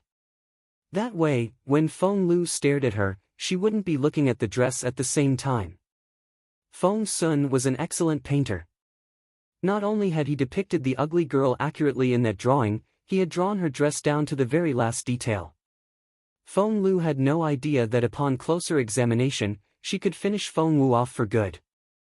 But all her attention was on Feng Wu now. Feng Lu's eyes tracked Feng Wu wherever she went. Seeing Feng Wu casually enjoy the flowers with her hands behind her back, Feng Lu burned with hatred. Why? Why did this good-for-nothing look so pleased with herself when she had no spiritual essence whatsoever? However, recalling the times when she had been set up by this useless Feng Wu, Feng Lu took a deep breath and stared at Feng Wu with unblinking eyes. I only have one question and I want an honest answer. Do you still like the Crown Prince? Feng Wu cast her a sidelong glance. Still? I've never liked Jun Linyuan. There's no still. So, Miss Feng the Sixth, please get lost. Feng Wu stole a glance at the dress hanging there. Feng Lu might be as good as blind, but not everyone else was. If Feng Sun and the others came back now, Feng Sun would be in a lot of trouble. Hearing that, Feng Lu looked exhilarated. Pointing at Feng Wu, she said, "You said it yourself. I didn't make you. You admitted it. You don't like the Crown Prince." Chapter 140, Do you think she can intimidate me? Fine, fine, I said it. I said it with my own mouth. Happy? Feng Wu snapped. Humph. I don't care how sincere or not you are, but I took that seriously. If in the future, Feng Lu left in satisfaction after getting the answer she wanted. Feng Wu walked toward the clothes. All of a sudden, Feng Lu spun around and stared at Feng Wu again. Feng Wu's heart lurched that she was seriously considering the possibility of getting a heart attack. You said it. You don't like the Crown Prince. Feng Lu kept her gaze on Feng Wu. Taking a deep breath, Feng Wu looked at her in resignation. She nodded as she pushed Feng Lu toward the door. Yes, I said that myself. I don't like Jun Linyuan. Satisfied? Feng Wu then pushed Feng Lu out of the yard, closed the door, and bolted it, wasting no time in between. She then quickly ran toward where the clothes were hung up. She had to hurry up. They were evidence. However, as soon as she touched the dress, the door burst open again. What now? Feng Wu turned around angrily, only to see Feng Sun and the others walk in. Instantly, Feng Wu felt all the blood rush to her head and her mind went blank. She was as stiff as a statue. Shit. Feng Sun and the others had come back. She was going to be caught red-handed. However, thanks to her secret agent training in her previous life, Feng Wu could keep calm in the most impossible circumstances. After taking a deep breath, she saw that it wasn't a good time to stow the dress away on her. Hence, she casually pulled a shawl down from the drying rack and wrapped her dress in it. Despite how nervous she felt deep down, she didn't let it show. She was breathing normally and her hands were steady. She couldn't look any more level-headed. That way at least, the all-important clothes were out of sight. What are you doing? Feng Sun ran up to her curiously. You turned around as soon as you saw me. Do I annoy you that much? Feng Wu wondered if the guy would turn around and leave if she said yes. Obviously, the answer was no. Instead of leaving, Feng Sun would keep on asking why until she became dizzy. Feng Wu smiled mildly. I'm taking in the laundry. What do you think? Wait, why are you guys back so soon? You're done searching for her? Feng Sun snorted. The ugly girl was done breaking wind. We lost track of her. Feng Wu nodded. Of course. You had a hard time finding her when you had a lead, it's only going to get harder without one. You guys must be exhausted after a long day. Get some rest. I'm off. Feng Wu wanted to stay as far away as possible from this guy. However, Feng Sun stopped her by grabbing her shoulder. Feng Wu, what's going on? Why are you avoiding us? We saw Feng Lu storm off when we came back. Did she say nasty things to you? Or threatened you? Feng Wu said grumpily, do you think she can intimidate me? Feng Sun didn't think so. Feng Wu might be a good-for-nothing with no spiritual essence, but she was exceptionally smart. Plus, her imposing manner alone was enough to scare Feng Lu off. Well, I admit that Feng Lu doesn't scare you now. But you do realize that ups and downs go hand in hand. You'll stay this way forever, while Feng Lu, although a mere level 5 spiritual master now, will advance in the future, and the only way is up for her. One day, she'll be able to annihilate you like she's crushing an ant. Chapter 141, The Flustered Feng Wu. Feng Wu said in her head, I'll stay this way forever. Says who? She was already able to resume her cultivation now, and she had her master's divine blood of the phoenix. No one could predict how far she would go in the future. So? Feng Wu smiled at him. So, do you want to work for me as my personal chef? The Feng Manor will always welcome you and offer you food and shelter, said young Lord Feng with a smile. Feng Wu rolled her eyes. Feng Sun made another offer. Hey, don't roll your eyes. Is being my chef too petty a position for you? Fair enough. How about Boss Jun's personal chef, then? Feng Sun was so confident in himself that he was sure Feng Wu would say yes. She liked Boss Jun, didn't she? It was so obvious. Feng Wu rolled her eyes again. In your dreams. But why? Don't tell me that you're still dreaming of somehow becoming the wife of the crown prince and the future queen of the empire? Feng Sun stared at Feng Wu in disbelief. Now that's a real dream. No emperor has ever taken a good-for-nothing as a wife. Feng Wu's serious thought that if she were any less magnanimous, she would have exploded from what Feng Sun said. Am I not telling the truth?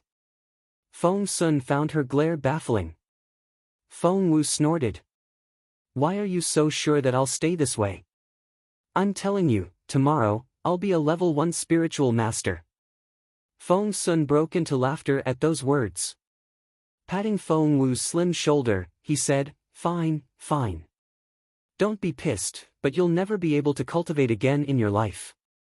Spiritual essence has left you forever. Feng Wu smirked. What will you do if I become a level 1 spiritual master tomorrow? When Feng Wu refined that pill, even Old Man Ba didn't know that what she was refining was the 9 transformation spirit restoration pill. Even if he did, he wouldn't know that she had used the juice of the immortal spiritual fruit. Hence, if she could resume her cultivation, they might not necessarily make the connection between her and that immortal spiritual fruit. If you really can do that, I'll give you whatever you want. Feng Sun patted his chest and made a promise. You promise? I promise. What is said can't be retracted. Feng Wu then turned to leave. But at that moment, Feng Sun reached out and offered to help. Let me take those for you. No! Feng Wu shouted. Feng Sun rubbed his ears. He thought that the girl's shrill cry had ripped his eardrums. Fine, don't scream, are you keeping some secret in those clothes? Feng Sun eyed the clothes in Feng Wu's arms curiously with his clear, bright eyes. Feng Wu took a deep breath. Calm down. You must keep calm. Before she could think of an excuse, a door to one of the rooms opened. Miss Wu, Granny Zhao, her beautiful mother's chambermaid, saw the clothes Feng Wu was holding and asked, "What are those?" Feng Wu made up an excuse right away. They were blown off the drying rack and got dirt on them. I was going to take them back and wash them again. Granny Zhao came toward Feng Wu in a hurry and reached out. Miss Wu, go keep the guests company. I'll take the laundry. Miss Wu, let me wash them for you. Feng Wu could have given them to Granny Zhao, but if the granny unwrapped the shawl here, Feng Wu would be dead before she knew it. Hence, Feng Wu declined with a smile. Granny Zhao, you're already so busy taking care of my mother, along with everything else. I knocked these clothes to the ground myself, of course I should wash them. Feng Wu had never felt this flustered. Chapter 142, Cultivation, here we go. She could live with the fact that she had to keep an eye on Feng Sun and his people, but even Granny Zhao was somehow giving her a hard time now. Were there no decent people left in this world? Fearing that Granny Zhao would create more trouble, Feng Wu changed the subject right away. By the way, where's Mum? I haven't seen her. Miss Wu, have you forgotten? Madam needs to sleep for 2 hours every afternoon, Granny Zhao said with a smile. Since Miss wants to wash the clothes yourself, I'll leave you in peace. Granny Zhao, please don't let me keep you. Feng Wu backed out of the courtyard, still holding her dress. She then darted off. Tilting his head, Feng Sun watched her suspiciously from behind. Somehow, he found Feng Wu's behavior today very strange, but couldn't put his finger on it. Feng Wu went back to her room, slamming the door shut behind her. Only then did she look at the clothes in her hand and heave a sigh of relief. After taking a few deep breaths, Feng Wu sat down on the bed, crossing her legs and resting her palms on her knees. Her face remained impassive. Once she had cleared her mind of all unnecessary thoughts, she closed her clear, bright eyes. Feng Wu turned her sight inward and inspected her dantian. She saw a place of desolation that reminded her of a dry, cracked land. Using the spiritual essence of the 9 transformation spirit restoration pill, Feng Wu nourished the parched land. The cracks closed up as she worked her way through it. Time passed. Feng Wu was so absorbed in the process that she forgot all about the world outside. Her dantian was repaired in no time, but Feng Wu realized that spiritual essence was still rushing into her body. There was no better time than now to restart her cultivation. Right now, energy stirred in Feng Wu's mended dantian like a rippling pond. Formidable fire spiritual energy poured into Feng Wu and kept burning that water. Water and fire were naturally incompatible. But because spiritual essence was working as an intermediary here, the fire spiritual energy heated up her dantian, gradually creating a golden liquid.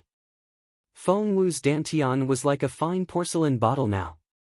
It was tiny, as thin as a pinky.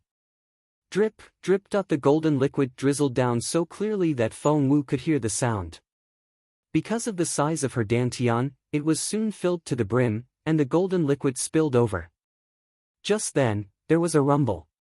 Her pinky-sized dantian shook violently. The golden liquid turned into a stream which flowed through all the energy channels in Feng Wu's body like a soaring dragon. When it reached the divine blood of the phoenix resting between her eyebrows, the golden liquid instantly looked much purer. The stream grew shorter as it flowed through her body.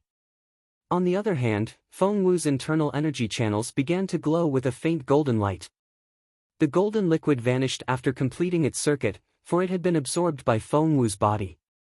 Her pinky-sized dantian had grown a little bigger.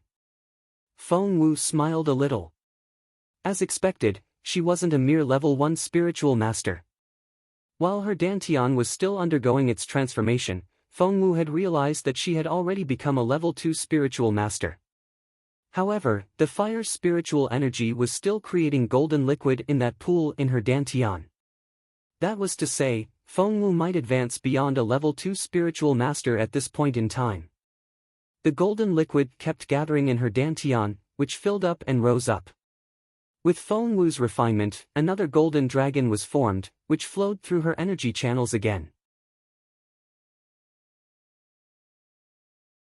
Chapter 143, Her Beautiful Master.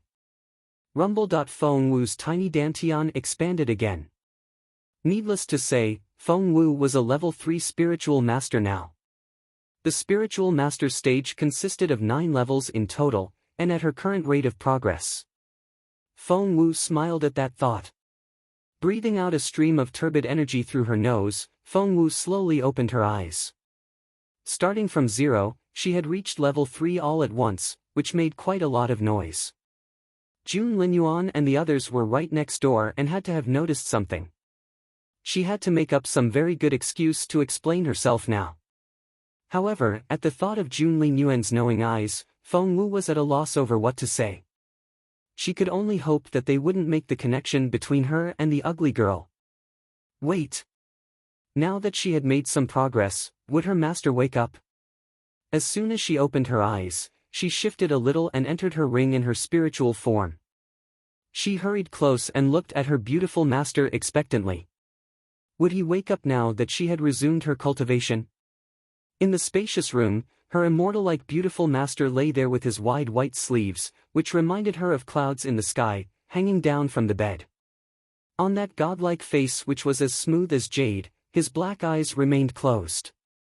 His mouth didn't betray any emotion, which gave him a detached and lofty look. He was as stunning, handsome, and matchless as ever, but he remained asleep. She felt so defeated. Before she knew it, Feng Wu had pressed her hand to her chest.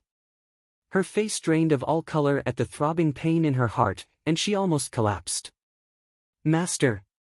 Feng Wu went down on one knee and touched her beautiful master's impeccable face with slim, trembling fingers. His skin was ice cold under her fingertips. Feng Wu took a deep breath, but still couldn't fight back the tears that welled up in her eyes. Seeing her master's lifeless face and realizing that he might never wake up from this coma, Feng Wu shut her eyes. She was overwhelmed with remorse, self-accusations, and fond memories. A tumult of emotions washed over her like a tidal wave, and the pain was almost too much for her to handle. Master, don't shut me out like this. I'm your little Wu. Tears rolled down Feng Wu's cheeks, then fell on her master's robe. Suddenly, she heard a rustle. It startled the grief-stricken Feng Wu. Her eyes widened as she stared at her master's shoulder. A colorful phoenix stuck its head out. Little Phoenix! Feng Wu cried out in surprise, her fingers trembling. Little Phoenix! Feng Wu had no idea where her master had found the bird. She could still remember the warm, impeccable smile on her master's face as he looked at her affectionately. This little phoenix is a descendant of the divine bird of ancient times and is the only one of its kind on this continent. Shall I make it your mount one day? An ancient divine bird? That sounded awesome. Little Feng Wu nodded earnestly in reply. Hence, her master began to raise the colorful phoenix, tailoring it to Feng Wu's needs. In less than a year, the dull, lackluster little bird grew 7 beautiful tail feathers, and the ugly duckling turned into a pretty phoenix, not to mention improved so much in capability that it surpassed Feng Wu, which had been quite a hard blow to her. However, when her beautiful master went into a coma when Feng Wu was 8, the phoenix disappeared with him. Feng Wu had thought that the bird had left, but she now realized that it had gone into a coma together with her master. Chapter 144, How to Save My Master. The bird flew around Feng Wu while staring at her in a proud and vexed manner. It then snorted and rested on her master's shoulder again, turning its back on Feng Wu. Little Phoenix, are you not going to talk to me anymore? Because the bird was a shared secret between Feng Wu and her master, Feng Wu was very glad to see it again. Master died because of you. I'm not talking to you. Resting its wings on its waist, little Phoenix glared at Feng Wu. Those words were like a sharp blade stabbing into Feng Wu's heart. It was almost too painful for her to breathe. She lowered her gaze and trembled from head to toe. Feng Wu clenched her fists and looked at little Phoenix earnestly with her bright, black eyes. Indeed, my master fell into a coma because of me, but I swear that I'll wake him up. You can't possibly do that. Little Phoenix glowered at Feng Wu. Do you have any idea how difficult that is? First of all, you'll have to. Feng Wu stared at little Phoenix, waiting for it to finish what it was going to say.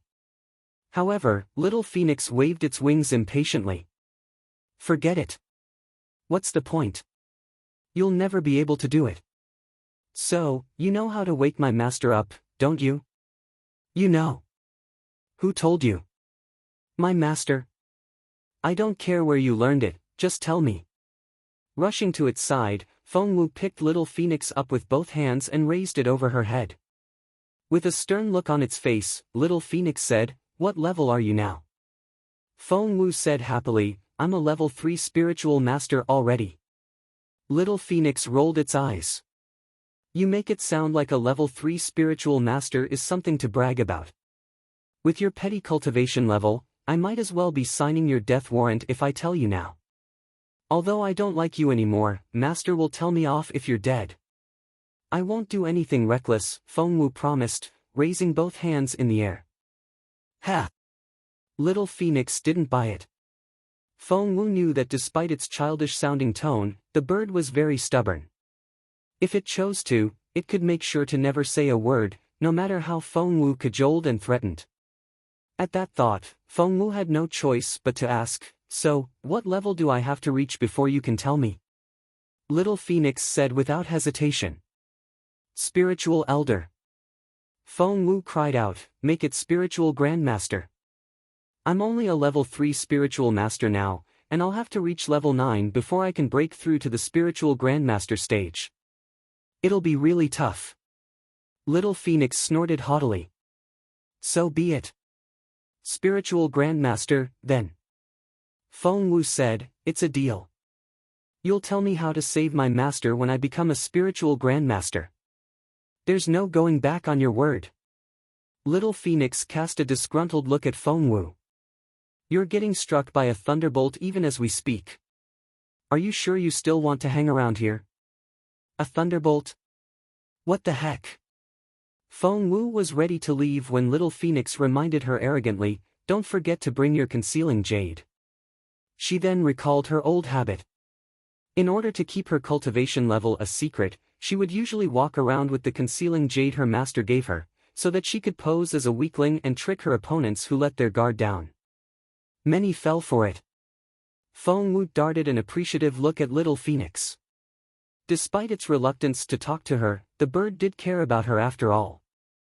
After confirming it repeatedly with Little Phoenix, Feng Wu left the ring and went back to her own body. Her bright, clear eyes snapped open. Feng Wu immediately realized that something wasn't right. What happened? She was surrounded by darkness and couldn't even make out her own fingers. Chapter 145, I'm not going to the Imperial capital.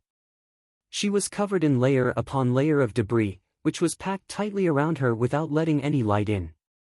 It felt as if she had been buried alive. Meanwhile, she could hear her beautiful mother's anxious wails. Xiao Wu, are you all right? Feng Lu held on to the beautiful lady and feigned a caring tone. Auntie, things like this happen. The thunderbolt came out of the blue and of all the rooms, it just happened to hit Feng Wu's. It collapsed right away. Even if the thunderbolt didn't kill her, the bricks would surely have crushed her to death. Crying won't change anything. She might be trying to console Feng Wu's mother, if she could hide the satisfaction in her tone. Frightened, the beautiful lady burst into tears. With a sudden burst of energy, she shoved Feng Lu to the side and stumbled toward the pile of ruins. She tripped halfway there, but she immediately scrambled to her feet and went on running. Feng Wu couldn't bring herself to see her mother in such a distraught state. She rose to her feet right away.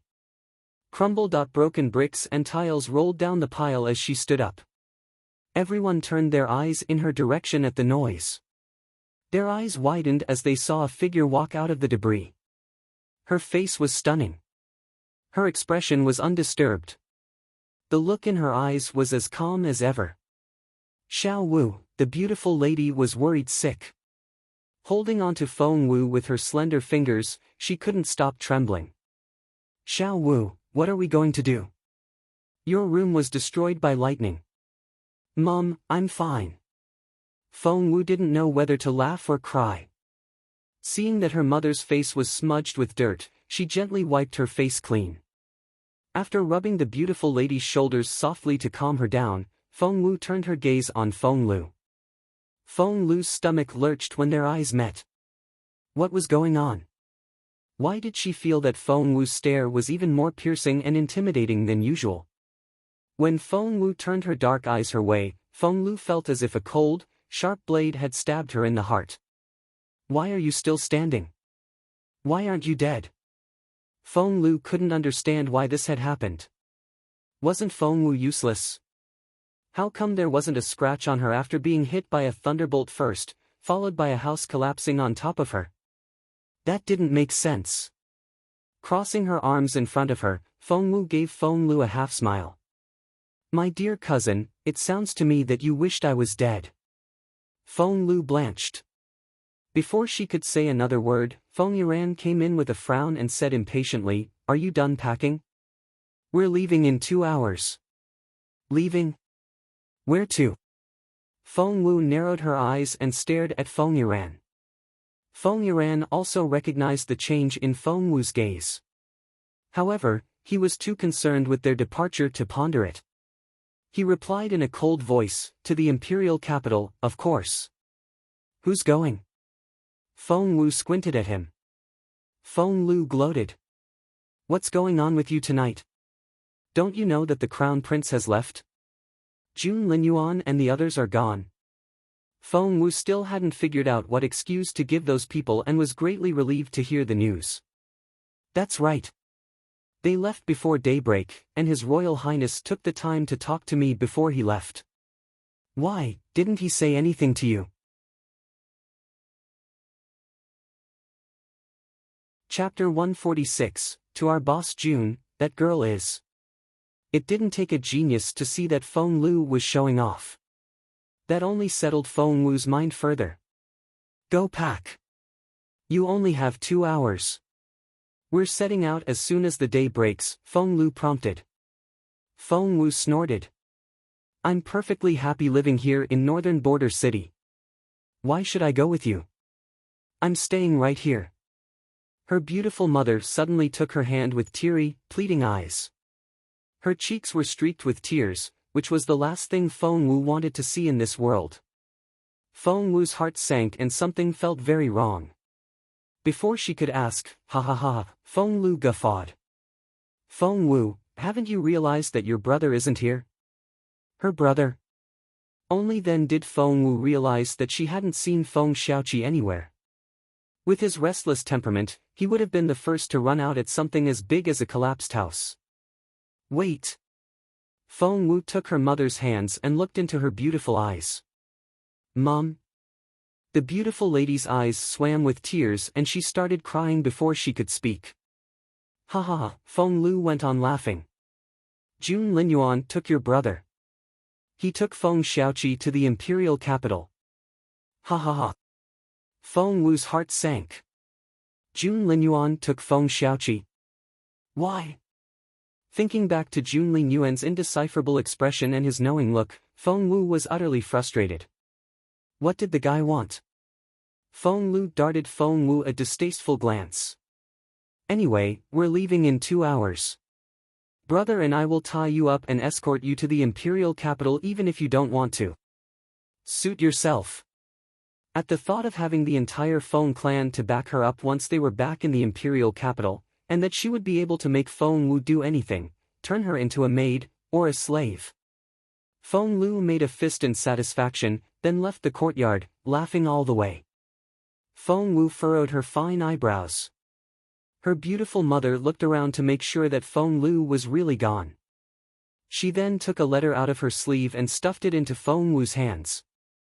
Lowering her voice, she said gingerly to Feng Wu, "I hid it well. No one took it away." Feng Wu rubbed her beautiful mother's glossy black hair affectionately, then unfolded the letter. It was from Feng Sun. Feng Sun's letter was in his usual style and rambled on. However, it came with its merits. Feng Sun told her everything, including things that maybe he shouldn't have. "We were going to stay for a while in northern border city, but we received an urgent message and had to leave in the middle of the night. Did I tell you?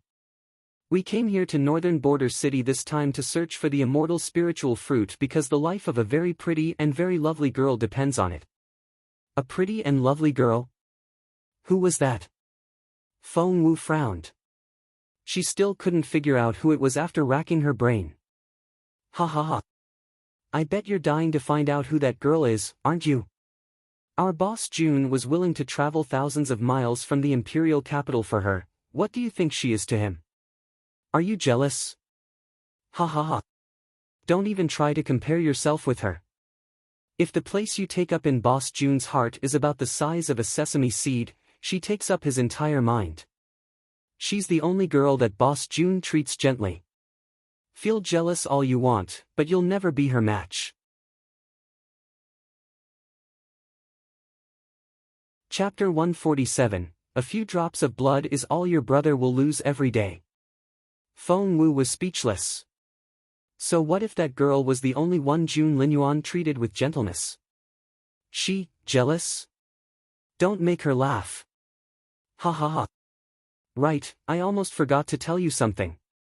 We were very lucky yesterday, because your brother accidentally cut his finger and Boss June saw right away that your brother was someone with an ultimate spiritual body. Do you know what that means? It means that your brother is the key to saving that girl. On guard, Feng Wu narrowed her eyes. The ultimate spiritual body was a very rare and very precious quality, so much so that on the entire continent, only a handful of people had it. Such a quality enabled one to cultivate automatically as long as there was spiritual essence around, which was why it made others so envious.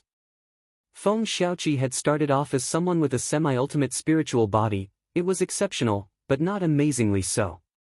Despite all the rumors which might arise, or what others would think of her, Feng Wu delayed Feng Xiaoqi's cultivation for 5 years.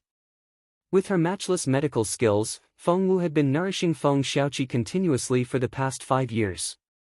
Finally, she turned his semi-ultimate spiritual body into a real one. And what was June Linyuan going to do to Feng Xiaoqi now? He was going to cut the boy open for his blood. If they somehow destroyed Feng Xiaoqi's gifts, Feng Wu swore that she would kill them all. Other people said that because Feng Wu was useless, she was so jealous of Feng Xiaoqi that she had stopped him from cultivating in order to make him as useless as she was. But in fact, no one knew how much Feng Wu had invested in her brother. "Since you were sleeping, we didn't want to wake you up. We took your brother with us back to the Imperial capital." Feng Wu smirked. They didn't want to wake her up?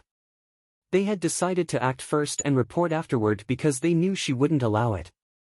As a matter of fact, Feng Wu had guessed part of the truth.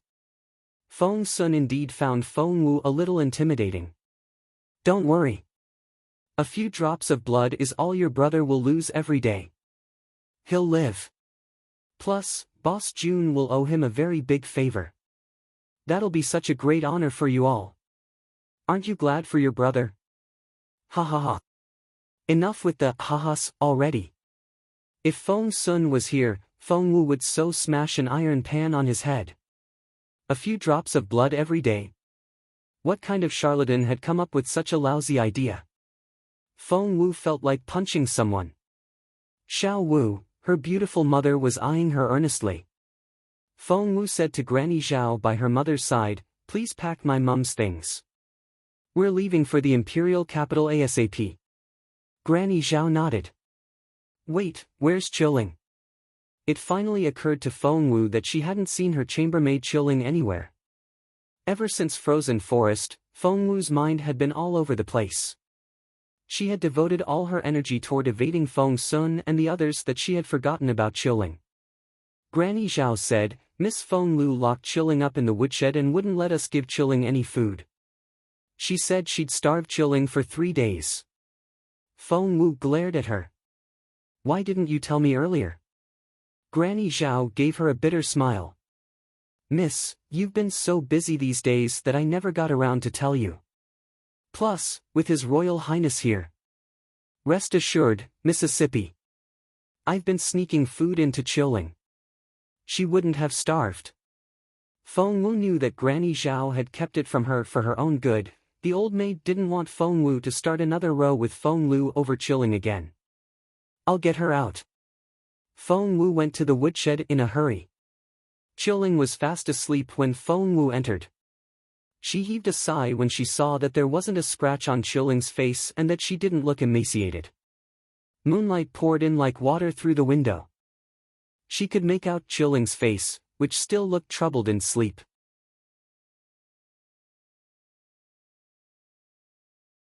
Chapter 148, You're the one Feng Sun made such a fuss about. Chilling's face was covered in sweat and she looked panic-stricken. Sitting down on the bed, Feng Wu patted her gently on the shoulder. Chilling, wake up. Miss Wu. Chilling cried out and bolted up from the bed, her eyes still closed. Bad dream? Feng Wu asked guiltily. Chilling opened her eyes at Feng Wu's voice and was shocked when she saw the latter. She sat there in a trance-like state. Am I still dreaming? It seems like I saw my mistress come back. Tears welled up in Chilling's eyes as she spoke. Feng Wu chortled. Silly girl. You're not in a dream. Your mistress is really back. Miss Wu. Miss Wu, is that really you? You're not dead. You're back. Overwhelmed with dread, distress, and anxiety, Chilling threw herself into Feng Wu's arms, tears rolling down her cheeks. Miss Wu, I saw that eagle take you and I thought I would never see you again. Chilling had always been a steady girl, and Feng Wu never expected to one day see her cry like this, which made her feel all the more guilty. She then briefly told Chilling about what had happened in the past few days. Oh my God! Covering her mouth with both hands, Chilling's eyes popped out. Miss, why, you stole that immortal spiritual fruit from the crown prince after that eagle snatched you. Feng Wu nodded. Yup. And you've refined the 9 transformation spirit restoration pill with that fruit and you can resume your cultivation? Feng Wu nodded again. Yup. Oh God, oh God, oh God. There is divine justice after all. Burying her face in her palms, Chilling wept with joy. Tears rolled down her cheeks like broken beads. This is great. This is the greatest news. Chilling had served Feng Wu since they were little. She had been there when Feng Wu grew into a genius girl as well as when Feng Wu was crippled and fell out of favor. On hearing the news that Feng Wu was able to cultivate again, Chilling was so excited that she almost jumped to her feet. Feng Wu enjoined in a serious tone, Feng Sun and his people have no idea that I was the ugly girl.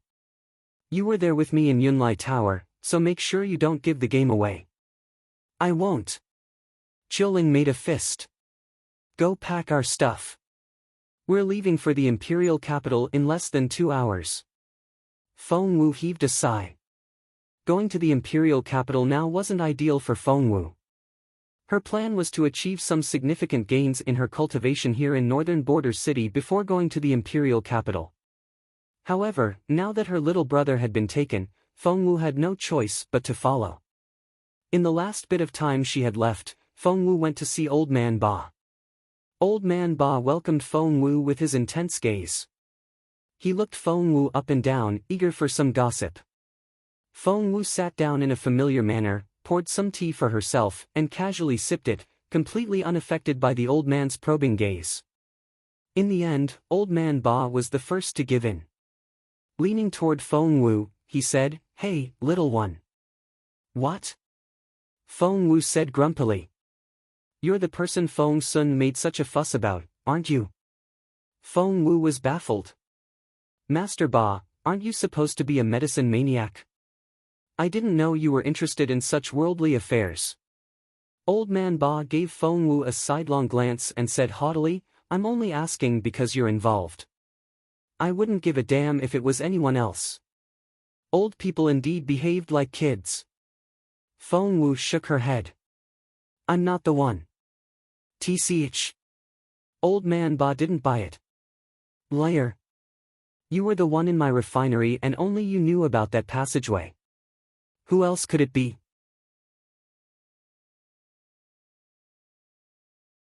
Chapter 149, I Can't Cultivate. Says who? Feng Wu gave Old Man Ba a half-smile. Tell me this, who was the person that welcomed June Linyuan into the refinery and tried to introduce me to them? You wouldn't let them leave before that happened. Cough, cough, Old Man Ba almost choked on his own spit. He waved his hands in a flurry. Fine, forget what I asked. Young lady, you just always have to win, don't you? Now, what do you want from me this time? I'm going to the Imperial capital. We're leaving in an hour, said Feng Wu earnestly. Why the rush? Old Man Ba asked. What happened? Is someone threatening you? Tell me. I'll take care of it for you. Yes. June Linyuan. Feng Wu snorted. Cough, cough, Old Man Ba almost choked on his own spit again. Had it been anyone else, his status might be enough to back Feng Wu up. But this was June Linyuan. Did he find out what you did? Feng Wu said grumpily, do you think I'd be sitting here in one piece if he had? He discovered Xiaoqi's ultimate spiritual body and took my brother back to the Imperial capital to use his blood to save someone. I'm worried that they'll mess things up and somehow hurt Xiaoqi's ultimate spiritual body, which will be a very big problem. So, I'll be away from northern border city for some time, and I'll leave everything here in your hands. Old Man Ba nodded. Don't worry, I'll take care of it. Wait here a moment. After that, Old Man Ba went inside in a hurry, and before long, he came back and handed Feng Wu 2 letters. For Ba Jianming's eyes only. Feng Wu checked the first envelope. Is this your son? My grandson. Feng Wu darted a look at Old Man Ba with a half-smile and said teasingly, you don't like your son very much, do you? Old Man Ba glowered at Feng Wu. How did you figure that out? It's all in the name. Ba Jianming, that sounds like Ba Jianmin, to have a wastrel for a father. You called your son a wastrel, didn't you? Old Man Ba was speechless. If Feng Wu hadn't pointed it out, he would never have known how lousy the name he had given his grandson was. The corner of his mouth twitched a little and he waved his hands. Jianming is, well, he's angry with me because of his father. The last time I heard from him, he was in Wanping town, which is on your way to the Imperial capital. I'd like you to take something to him for me. Feng Wu nodded, then examined the second envelope. Yen Shiren? The principal of Imperial College? Old Man Ba nodded. We go a long way back. Take this letter to him. Remember, give it to him in person. Feng Wu asked tentatively, must I give it to him myself? Of course. You have to deliver it, not anyone else. Understand? Old Man Ba stressed. Feng Wu nodded. Old man, you're not asking your friend, the principal, to keep an eye on me, are you? That was spot on. Old Man Ba cast a stern look at Feng Wu, then said in a haughty tone, little one, you think too highly of yourself. Do I look like that kind of person to you? But you are, said Feng Wu matter-of-factly. Old Man Ba darted another look at Feng Wu and mumbled, what a pity that you can never cultivate again. Otherwise, I would ask old Yen to teach you himself. Such a pity. Feng Wu couldn't bring herself to lie to Old Man Ba. Putting away the concealing jade, Feng Wu grinned. I can't cultivate. Says who?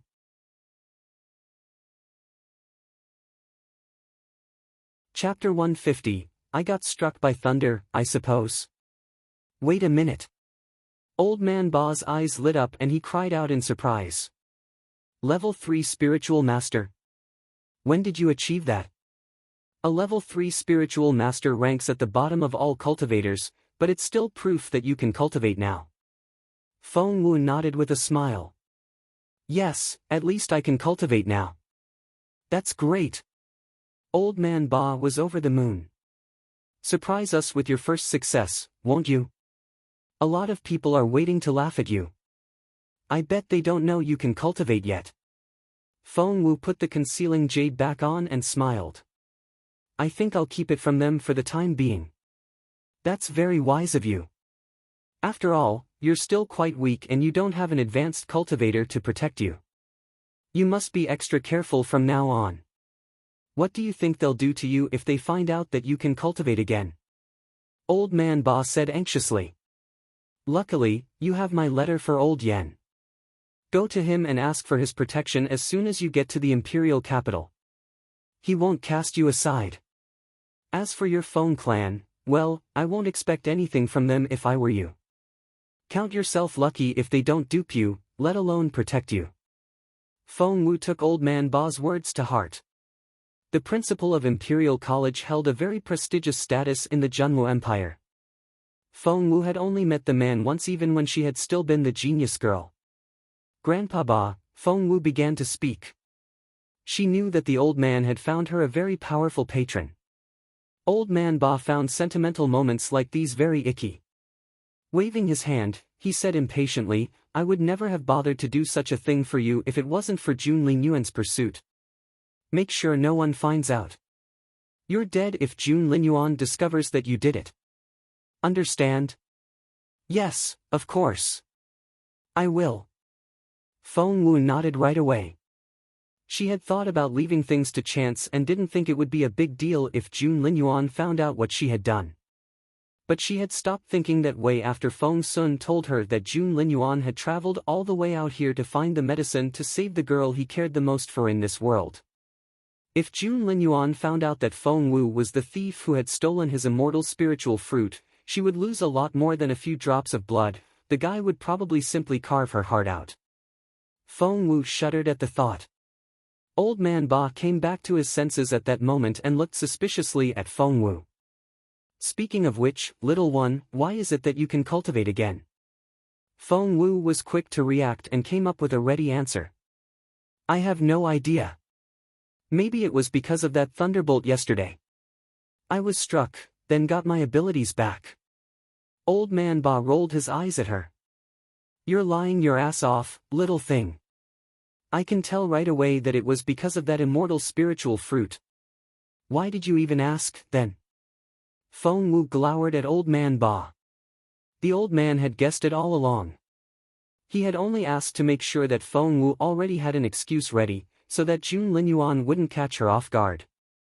Even with everything Old Man Ba had gone through, he still found Jun Linyuan very intimidating.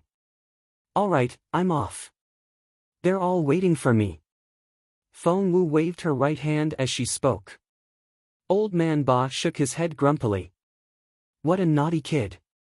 However, as Feng Wu walked away, Old Man Ba suddenly burst into laughter. With the girl in the Imperial capital, the city wouldn't stay quiet for much longer. Feng Wu got back to the Feng manor just in time. Feng Lu was yelling at the servants when Feng Wu arrived. Seeing her cousin, Feng Lu snorted. Hurry up.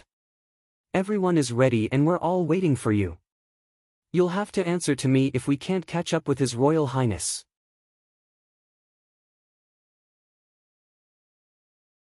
Chapter 151, The Imperial Capital is a City of Trouble. Had it not been for the fact that her brother had been cultivating in the small hours and required absolute quiet, Feng Lu would have prompted him to set out together with Jun Linyuan. Feng Wu didn't take many people with her this time. The only servant she had was Qiuling, her chambermaid. And the beautiful lady only took her own chambermaid, Granny Zhao. Other than the two maids, there was also Uncle Qiu, the steward/guard that had been with Feng Wu for a very long time. Feng Wu was used to keeping all her important belongings in the ring and she had little to pack. However, her beautiful mother was taking out case after case of clothes, which made Feng Wu stare with an open mouth. There are so many of them. Seeing that Feng Wu was looking in their direction, Granny Zhao said in a hurry, as if she had just found her savior, Madam wants to take all her clothes and ornaments back to the Imperial capital, but how are we going to fit all these cases? There were at least over a dozen eaglewood chests.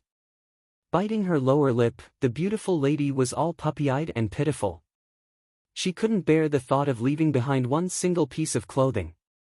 I made them myself. Her glistening eyes were as clear and innocent as a fawn's, waking up all of Feng Wu's motherly instincts.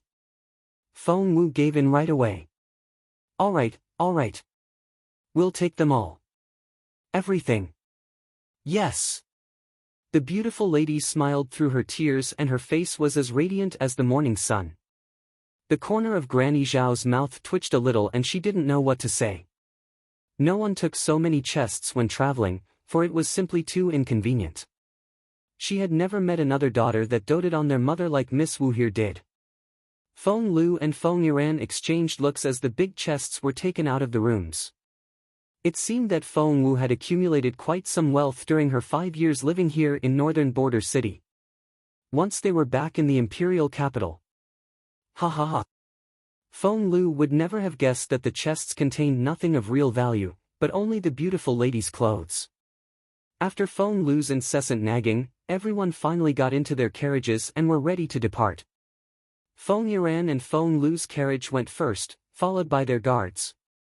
Feng Wu and the others from the old manor were at the rear of the procession. That was to say, Feng Yuan's men were only responsible for the safety of the brother and sister. They wouldn't give a damn if anything happened to Feng Wu and the others. Feng Wu thought about having a carriage to herself, so that it would be more convenient for her to cultivate on the way. But now, she changed her mind. I'll share a carriage with Mum. Qiuling, you take the one behind with Granny Zhao, Feng Wu instructed. The team from the Feng clan was soon on its way. The carriage Feng Wu took was a special one she had customized for her mother. Because it was shockproof, it was very comfortable to sit in, and one wouldn't be jolted or get tossed about like in ordinary carriages. Plus, there were a lot of hidden gadgets inside the carriage. Feng Wu put down a tray table from the wall and laid out some food and water on it, then fetched some embroidery work for her mother. She smiled and said in a cajoling voice, I'm going to be busy with my cultivation from now on and I won't have much time to keep you company. Mum, do you think you can look after yourself? Despite her childlike level of intelligence, the beautiful lady knew perfectly well that cultivation was something of great importance. She nodded affirmatively. Xiao Wu is awesome. Yes, Xiao Wu is going to get super awesome and I'll be able to protect you. Feng Wu caressed her mother's hair. Her other hand made a fist under her long sleeve. The Imperial capital was a city of trouble. There.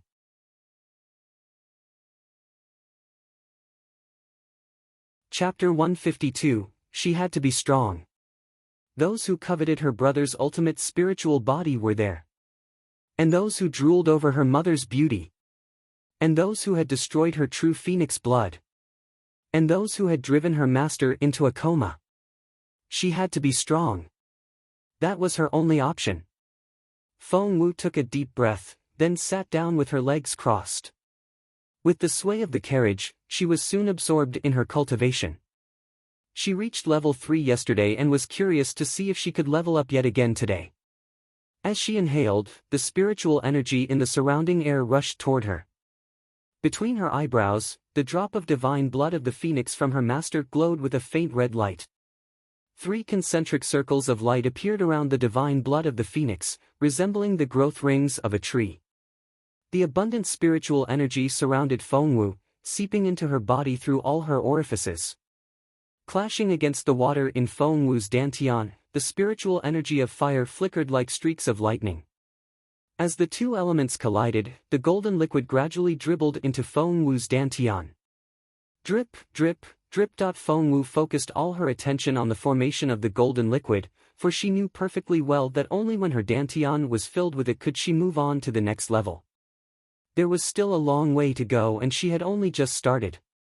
The liquefaction into this golden liquid was a long and dull process. Moreover, it was painful and torturous. Each drop of the golden liquid was the result of a collision between fire and water, and each collision drove a sharp pain through Feng Wu like a stabbing dagger. Feng Wu let nothing show on her face, apart from the sweat that rolled down her cheeks.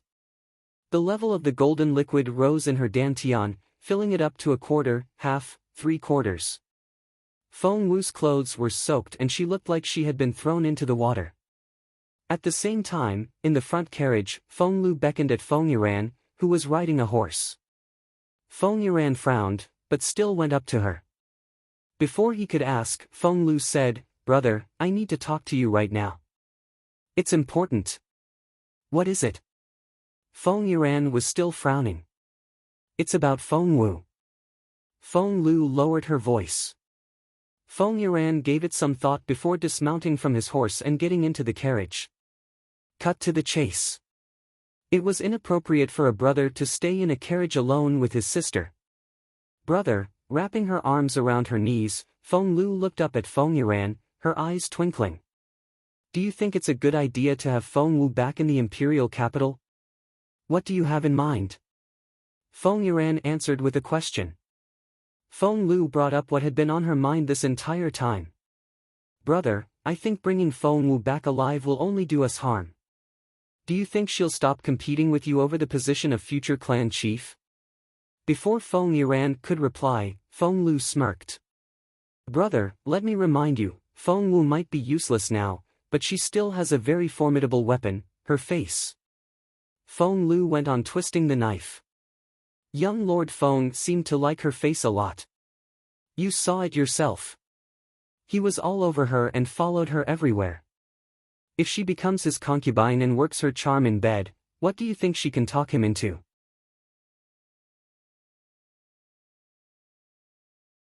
Chapter 153, Deserted. Feng Sun wasn't without friends. The guy was backed by Jun Linyuan, the crown prince. Feng Yuan recalled what happened in the Feng manor previously and had to admit that his younger sister here did have a point. Feng Lu watched him closely. Seeing the frown on his face, she knew that Feng Yuan was wavering. Hence, she clenched her fists and grabbed the opportunity. "Brother, do you think your relationship with Feng Wu will somehow be mended one day?" Feng Yuan shook his head without hesitation.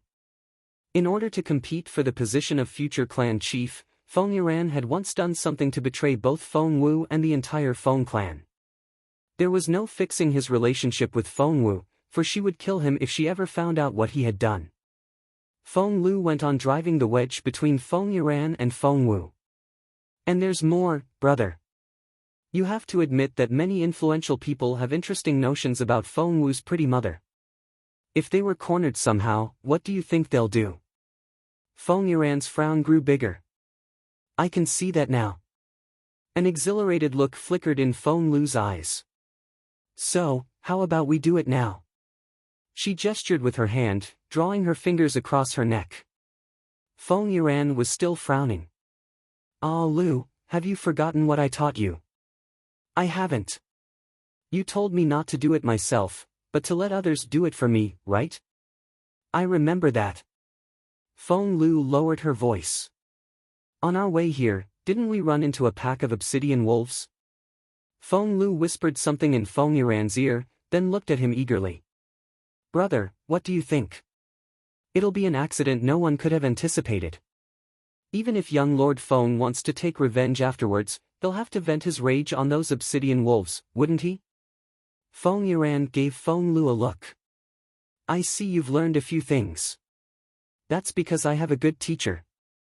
Feng Lu raised her chin proudly. "Good. I'll leave it to you, then." A cold light flickered in Feng Yuan's eyes. He had made plans to get rid of Feng Wu before they reached the Imperial capital. Since Feng Lu had offered to shoulder the task herself, Feng Yuan was more than willing to hand over that burden.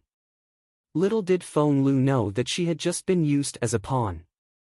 Accepting the task in excitement, she shot a meaningful glance at Kaiyue, her maid. A plot against Feng Wu took shape. Feng Lu didn't carry it out right away, for it required the perfect timing and favorable geographical conditions.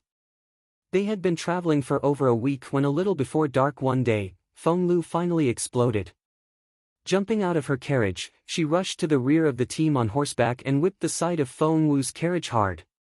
Smack! The carriage swayed violently and almost tipped over.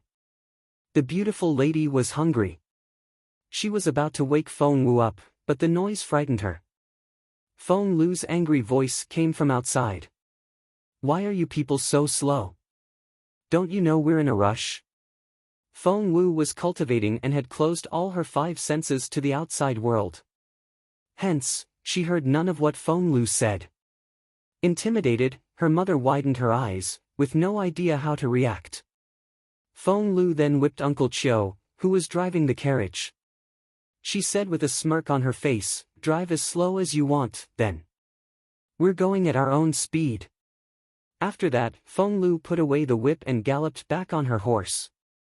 A moment later, the beautiful lady heard the sound of thundering hooves in the distance. Uncle Chiu panicked when he saw those traveling in the front speed off. He waved and cried out, "Hey! Wait for us! Wait!"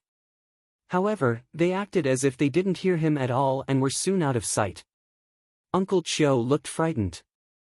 "We've already entered Death Valley. What are we gonna do now? Death Valley after dark is..."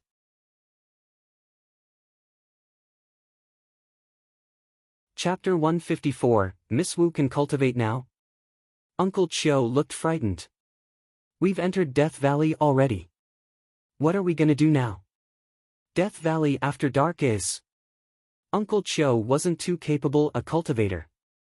He had followed Feng Wu all the way to northern border city and had stayed a level 7 spiritual master ever since.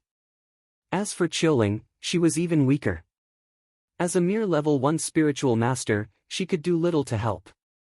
Meanwhile, inside the carriage, Feng Wu felt a disturbance in her mind, and there was a non-stop buzzing sound in her ears. She smiled a little. Finally, she was a level 4 spiritual master. She had guessed right, her cultivation the second time round not only enabled her to strengthen her skills, it was also surprisingly efficient. In less than 10 days, she had leveled up 4 times.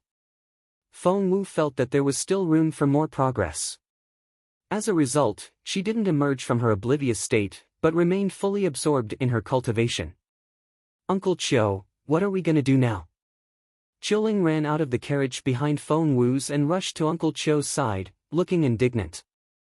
Not only did young Master and Miss Lu run off, they took all the guards with them.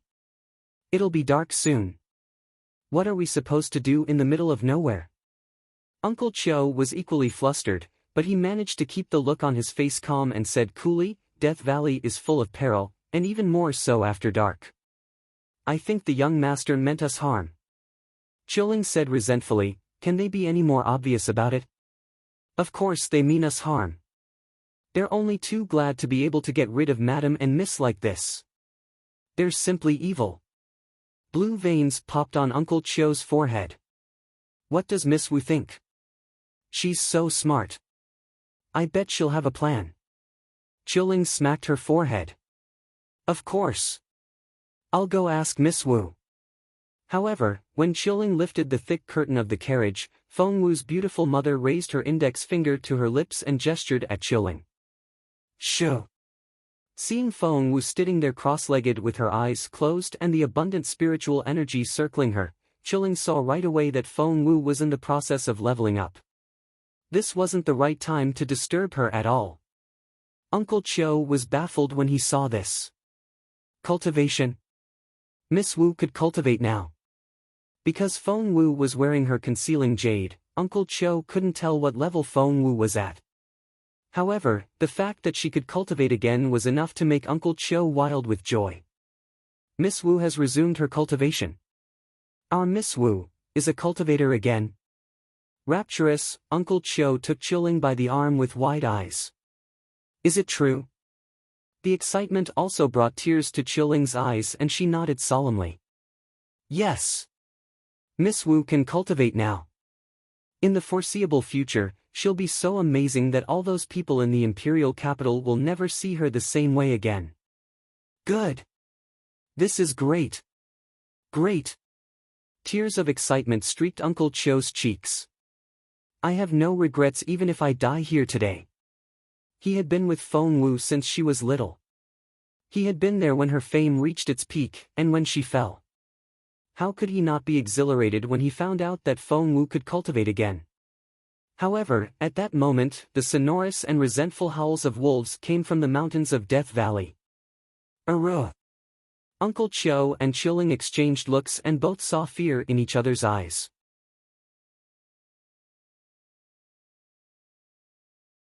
Chapter 155, Run.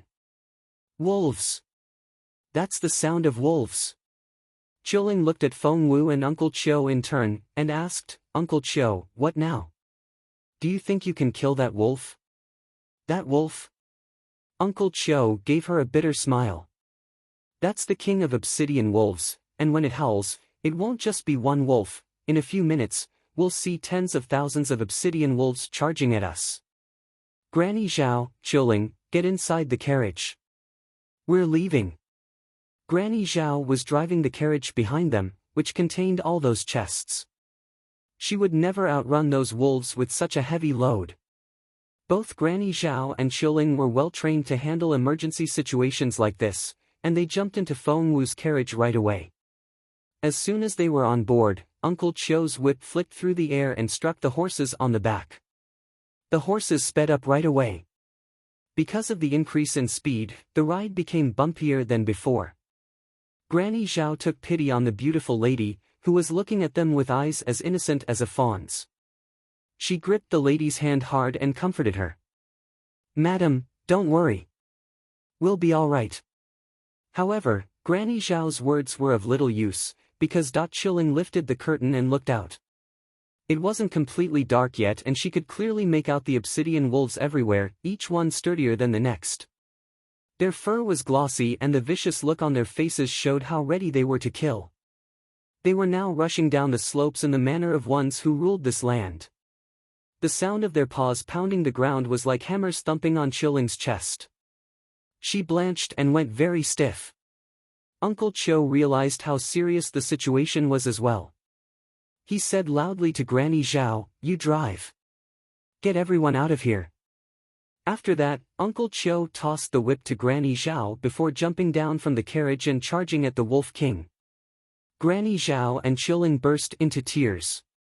The obsidian wolves were everywhere and there was no way that Uncle Chiu could fight them off. He had just given up his life to save them. However, this wasn't the time for Granny Zhao to get sentimental. She was responsible for Miss Wu's and the ladies' lives now. Smack! Granny Zhao whipped the horses hard. The fact that she could guard the lady for so many years was proof enough that Granny Zhao was no mere old lady. However, no matter how hard Granny Zhao struck them, the two horses remained frozen on the spot. Chilling cried out, "Shit! The horses are frightened by the wolves and they can't move. We need to get off the carriage now." However, it was too late for that. Because of the terrain, Feng Wu's carriage was right in the middle of the valley and the obsidian wolves were charging down at them from all directions. Hence Chilling realized that they had nowhere to run. What are we gonna do? The wolves will be on us in no time. There won't even be any bones left of us after they're done. Chilling was terrified, but wouldn't give in to this fate. There's nothing to regret about my death, but what a pity for Miss Wu. She just got her ability back, and she's going to die like this. I'll get back at those two even if I turn into a ghost. Chilling realized that those obsidian wolves wouldn't charge at them for no reason. The brother and sister had to have done something to them. As they spoke, the Wolf King had reached their carriage. Uncle Chiu turned around and panicked. He hurried back toward the others, but there were simply too many obsidian wolves around them. The wolves had figured out that this middle-aged man was the most capable fighter among these four human beings.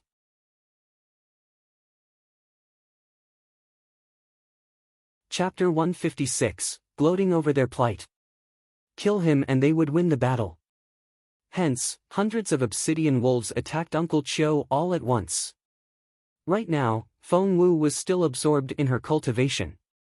In her oblivious state, she had no idea what was going on outside. She frowned at that moment. The golden liquid had almost filled her dantian, but she couldn't get it to travel through her energy channels no matter what. Hence, she couldn't push herself through to level 5 of Spiritual Master. Feng Wu was well aware of the fact that cultivation was always closely linked to real combat. She was already considered remarkably talented to be able to rise to level 4 without engaging in any real combat. So, what she needed now was to find someone to fight. Feng Wu sighed with resignation. She finished her cultivation. As soon as she opened her eyes, she saw Chilling throw herself at her while crying out. An enormous obsidian wolf then stuck its head into the carriage. Feng Wu frowned at the sight. Without thinking, she pulled Flaming Sword, her old weapon, out of the ring, and jabbed it into the wolf's fierce-looking mouth. Roar! The obsidian wolf flew back out, blood spilling out of its mouth. There. Feng Wu patted Chilling on her head. What a gallant girl. She had shielded Feng Wu with her own body when an obsidian wolf charged at her. To say that Feng Wu was moved was an understatement. Miss, you're awake. Sob, there are so many of them. What are we gonna do? Inside the carriage, Chilling wasn't the only one panicking, so were Granny Zhao and the beautiful lady. Feng Wu had no time to think. The only thing she said was, "Great timing." Great timing? Chilling's mouth fell open. They were going to die and her mistress called it good timing? A little while ago, on a mountain peak, a teenage boy and a teenage girl sat on a horse each, side by side. The girl was slim and the boy sturdy. They were none other than Feng Lu and Feng Yuan. Seeing the surrounded carriage down in the valley, Feng Lu smirked. If Feng Wu can still escape this somehow, I'll eat all the grass in the valley. Watching the fight down below, the look on Feng Yuan's face was indecipherable. He then turned to Feng Lu. Happy? Feng Lu arched an eyebrow. You bet. Who the hell does Feng Wu think she is? How dare a good-for-nothing like her behave so arrogantly around me? It's time for her to pay. She should have died 5 years ago. The past 5 years were already a bonus that she should never have earned. Feng Yuan smiled a little. You've been living in Feng Wu's shadow since you were little. If you can let your true self out by killing her, her death is worth all the trouble. Feng Lu gloated and turned her gaze to Uncle Chiu. What a pity. If he hadn't insisted on following Feng Wu to northern border city, he wouldn't have stayed at this level. Uncle Chiu wasn't the only one. There were also Granny Zhao and Chilling. All those who stuck with Feng Wu would die miserable deaths. Let's go. As the obsidian wolves closed in on the carriage, Feng Yuan turned his horse around and left first. Feng Lu wanted to see Feng Wu get killed. But since her brother had left, she followed suit. Right after Feng Yuan and Feng Lu disappeared from the mountain, Feng Wu opened her eyes. Holding the sword in her right hand, she dashed out of the carriage.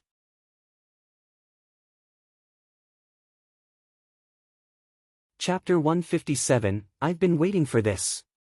The two things occurred only a second apart. That 1 second was enough for Feng Lu and her brother to regret it for the rest of their lives. Charging out of the carriage with flaming sword, the first thing Feng Wu did wasn't to attack the wolves, but to take out a bottle of expellent from the ring. Back in Frozen Forest, Feng Wu had used the expellent to set Fairy Miao up. If Feng Sun saw what Feng Wu was doing now, he would definitely be suspicious. Too bad for them that they weren't around. With the carriage in the center, Feng Wu drew a circle with a 10-meter radius on the ground with the expellent. All the obsidian wolves inside the circle grew restless at the smell that was a deterrent to them. They retreated immediately, until they were outside the circle. Chilling and the others watched this with wide eyes. Miss Wu, are we all right now? Chilling was ecstatic. She had thought that they were surely going to die here. As it turned out, a few drops of the dark liquid which her mistress had taken out was enough to draw a safe circle among all the wolves. Before Feng Wu could reply, she heard a scream from a short distance away. It was Uncle Chiu. There was no time to waste. Feng Wu told Chilling, stay in the carriage. I'll be right back. After that, Feng Wu rushed in Uncle Chiu's direction with her flaming sword. First stance of flaming sword, merciless stars. Despite being a mere level 4 spiritual master, Feng Wu was light-footed and very nimble. As soon as she struck out with merciless stars, the head of the obsidian wolf that had taken Uncle Cho by his throat was severed from its body. However, these obsidian wolves were as fierce as rumored. Even with its head chopped off, the wolf's fangs still dug deep into the flesh at the back of Uncle Cho's neck. The sharp teeth glinted coldly in the moonlight. Turning around, Uncle Cho saw Feng Wu and his pupils contracted. "Miss Wu! Run! Don't waste your time saving me. Just leave." Seeing the blood that covered Uncle Cho's face, Feng Wu saw that he was severely injured and couldn't hold on much longer. She immediately scattered more than half of the repellent in the air. The obsidian wolves hated the repellent more than anything else. At the smell, the ferocious wolves stumbled back. Feng Wu seized the opportunity to grab Uncle Cho by the arm as she quickly dragged him into the safe circle. Granny Zhao was Uncle Cho's wife, and she almost passed out when she saw all the blood on Uncle Cho. Feng Wu handed Granny Zhao a white bottle and some red pills. "Pour the white one over his wound and feed the red one to him. Quickly." "Yes." Now wasn't the time to pass out. Granny Zhao immediately treated Uncle Cho's wound as told. Meanwhile, Feng Wu examined the wolves outside the circle with a grim look on her face. This was a little different from last time. Because Jun Linyuan had been there back then. He was so formidable that the wolves backed off without any repellent. Although the obsidian wolves were now being kept at bay outside the circle, they kept their intimidating gazes on Feng Wu and the rest. They didn't dare enter, but they wouldn't let go of this opportunity. Hence, they stayed where they were. Feng Wu smirked. Did they think her an easy target?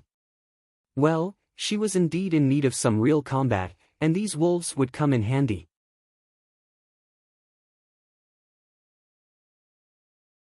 Chapter 158, Punching Bags. Looking at the wolves, Feng Wu smiled. "You guys came at just the right moment." Because she lacked real combat, she was stuck at level 4. She couldn't be any more glad to see so many punching bags.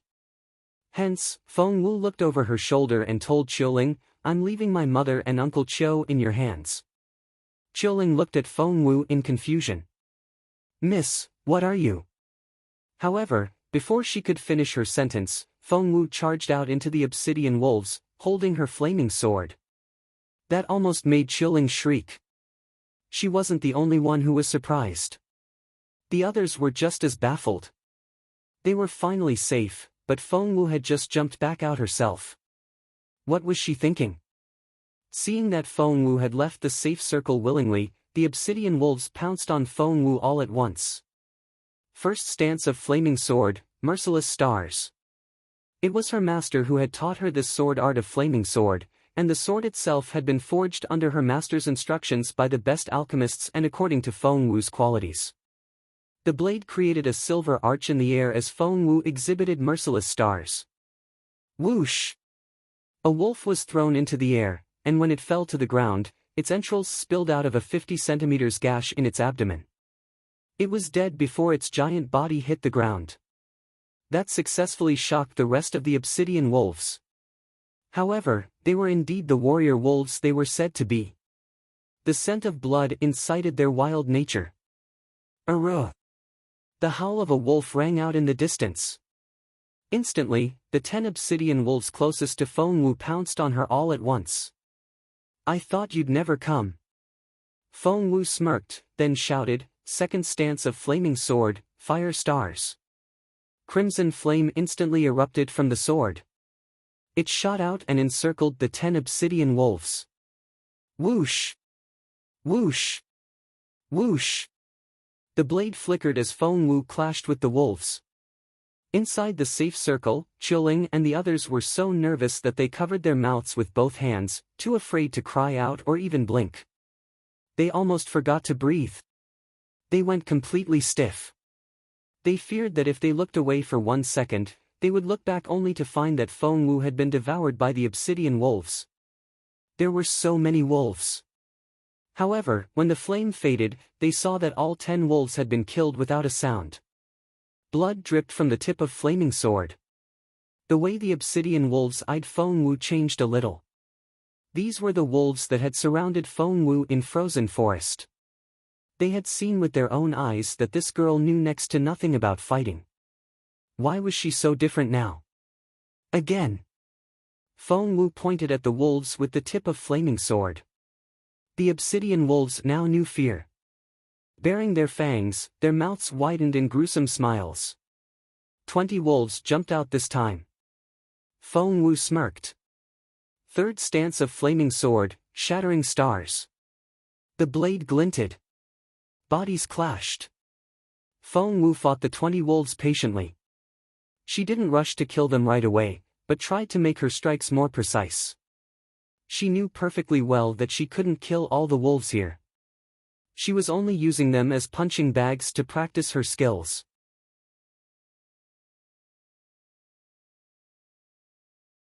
Chapter 159, Worn Out. She was methodical in how she used these punching bags. Thud! Flaming sword stabbed into an obsidian wolf's head right between its eyes. Thud! Thud! Feng Wu struck each wolf in exactly the same spot. There weren't any complicated moves or excessive tricks, but just a single fatal strike. It was as precise as it was lethal. As a result, it only took her half the time she had used to kill the previous 10 wolves to kill these 20. However, Feng Wu wasn't happy with her speed and frowned. The obsidian wolves had tempers as well. Would they just sit there calmly while their fellow wolves got slaughtered? Of course not. Hence, more obsidian wolves stepped into the breach as the others fell. There was only enough room for 20 wolves around Feng Wu, but that didn't turn out to be a problem. As soon as a wolf was killed, a new one filled the gap. Hence, there were always 20 wolves around Feng Wu. They were full of vigor and had a prevailing thirst for blood. On the other hand, Feng Wu was gradually becoming worn out. After killing 500 wolves in a row, Feng Wu finally realized that she was burning out. She remained as excited as she had been in the beginning, but she was physically exhausted. The obsidian wolves were only too sensitive to the change in her physical state. They immediately sensed it when Feng Wu slowed down by the tiniest amount. Their cold gazes were fixed on Feng Wu, as if they were looking at a dead person. Feng Wu snickered. She was only 20 meters away from the safe circle. What did she have to worry about? Fourth stance of flaming sword, dashing stars. Pop! Pop! Pop! Feng Wu struck out with her sword in a tapping motion, as if she was dabbing a piece of rice paper with a paintbrush that had been dipped in ink. With each tap from the tip of the sword, blood sprayed from the foreheads of 3 wolves in turn and they flew backward instantly. Seizing the opportunity, Feng Wu dashed the other way. To Feng Wu now, 20 meters was too short a distance that she could cover in one breath. Before the obsidian wolves could react, Feng Wu was back in the safe circle. The beautiful lady rushed up to Feng Wu's side and wouldn't let go of her hands. Tears rolled down the lady's cheeks. It seemed that she was greatly shaken. Feng Wu stroked her mother's back, not knowing whether to laugh or cry. "Mum, I'm fine. I'm not hurt. That's all wolf blood, not mine." Only then did the beautiful lady notice the blood on Feng Wu. She gasped all of a sudden, closed her eyes, and collapsed. Feng Wu didn't know what to say. She had been wondering when that would happen. Her mother would usually faint at the sight of blood, and she had only been able to stand it now because she was too nervous to pass out. Feng Wu handed her mother back to chilling in resignation. "She's way too tense. It'll do her good to get some rest like this. Take care of her and make sure to keep her warm." Chilling nodded repeatedly. Knowing that they were on a tight schedule, Feng Wu sat down and crossed her legs after leaving some instructions. She immersed herself in her cultivation right away. After the battle, Feng Wu could distinctly sense the fire spiritual energy pouring into her dantian and colliding violently with the rippling water there. Whooshed up, the speed at which the golden liquid was produced more than doubled. The first 3 levels were rather easy and it wasn't a surprise that she could level up very fast then. However, starting from level 4, she was obviously slowing down. Otherwise, Fairy Muiao and Feng Lu wouldn't have remained as they were at level 5 and level 6. With her eyes shut, Feng Lu focused on liquefying the golden liquid one drop at a time. After running her spiritual essence through her body, Feng Lu felt her fatigue disappear as she once again returned to her strongest state.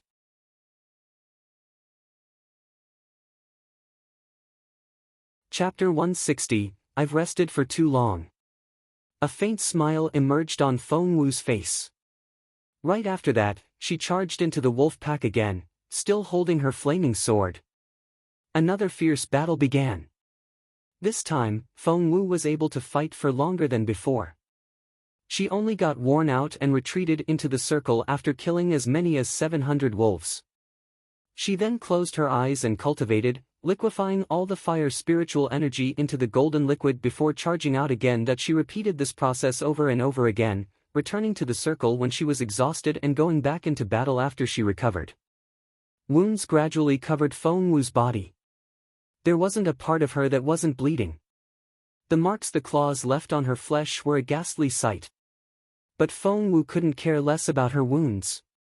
The only thing she cared about now was getting stronger. In this world that honored martial prowess more than anything else, one would never be safe without adequate capabilities, especially someone like her who had once been deemed a genius. So many people in the Imperial capital had to be waiting to laugh at her, humiliate her, and pick on her. Now that she could cultivate again, all the hardship was nothing in comparison. As long as she was alive, she would keep on with the task. In the end, Qiling was so worried that she almost fainted. Holding Feng Wu's hands, she said, "Miss, please at least take a break. What you're doing now is really, we worry about you so much." Feng Wu only smiled. "Qiling, your miss has rested for too long." She had been held up for as long as 5 years in northern border city. But, seeing that the original color of Feng Wu's dress was no longer recognizable with all the bloodstains, Qiling burst into tears. "Miss, you still have a long way ahead of you and you'll have a lifetime to cultivate." "No." Feng Wu shook her head, the look on her face solemn as she stared into Qiling's eyes. "I'm not alone. I have my mother, my brother, and you lot to protect. If I'm not strong enough, we'll all die." What Feng Wu didn't tell Qiling was that if Zhou Qingyuan learned that she had gotten her ability back, what would stop her from destroying Feng Wu's phoenix blood again? At that thought, Feng Wu took a deep breath. She was still too slow. She had to work harder. Qiling watched as her mistress threw herself into the pack of wolves in her blood-stained clothes. Covering her mouth with her hand, Qiling cried in silence. She then took a deep breath. She couldn't help her mistress in her cultivation, but she could take care of Feng Wu's daily life and make sure that Feng Wu wasn't distracted from her important work. Yes. Qiling made up her mind. After Feng Wu's repeated courageous attempts at challenging the Wolf King, her sword art had advanced to the 10th stance of Flaming Sword, Piercing Stars. With each cycle of recovery and cultivation, the golden liquid accumulated in her dantian until she finally reached level 5. Fairy Muiao and Feng Lu were still at level 5 and level 6 after all these years of cultivation, which was proof enough of how difficult it was to reach this level. However, Feng Lu had only resumed her cultivation 10 days ago and she was already at level 5. But Feng Lu wasn't complacent about this achievement. If anything, she was filled with awe and reverence. For she knew better than anyone else about the student classification at Imperial College. All enrolled students were assigned to junior, intermediate, or advanced schools. One would only be admitted to the junior school when they became a level 3 spiritual master, and would graduate when they reached level 6. The intermediate school was open to those who had reached level 5, and the students graduated at level 9. Only those who had reached the spiritual grandmaster stage could apply to the advanced school. That was to say, Feng Wu was still a primary school student by that standard. It was too early for her to be complacent. At that thought, Feng Wu went back to fighting the wolves.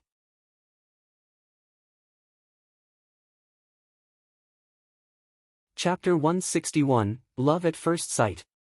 By now, at the sight of the dead bodies scattered all over the ground, the obsidian wolves were looking at Feng Wu differently.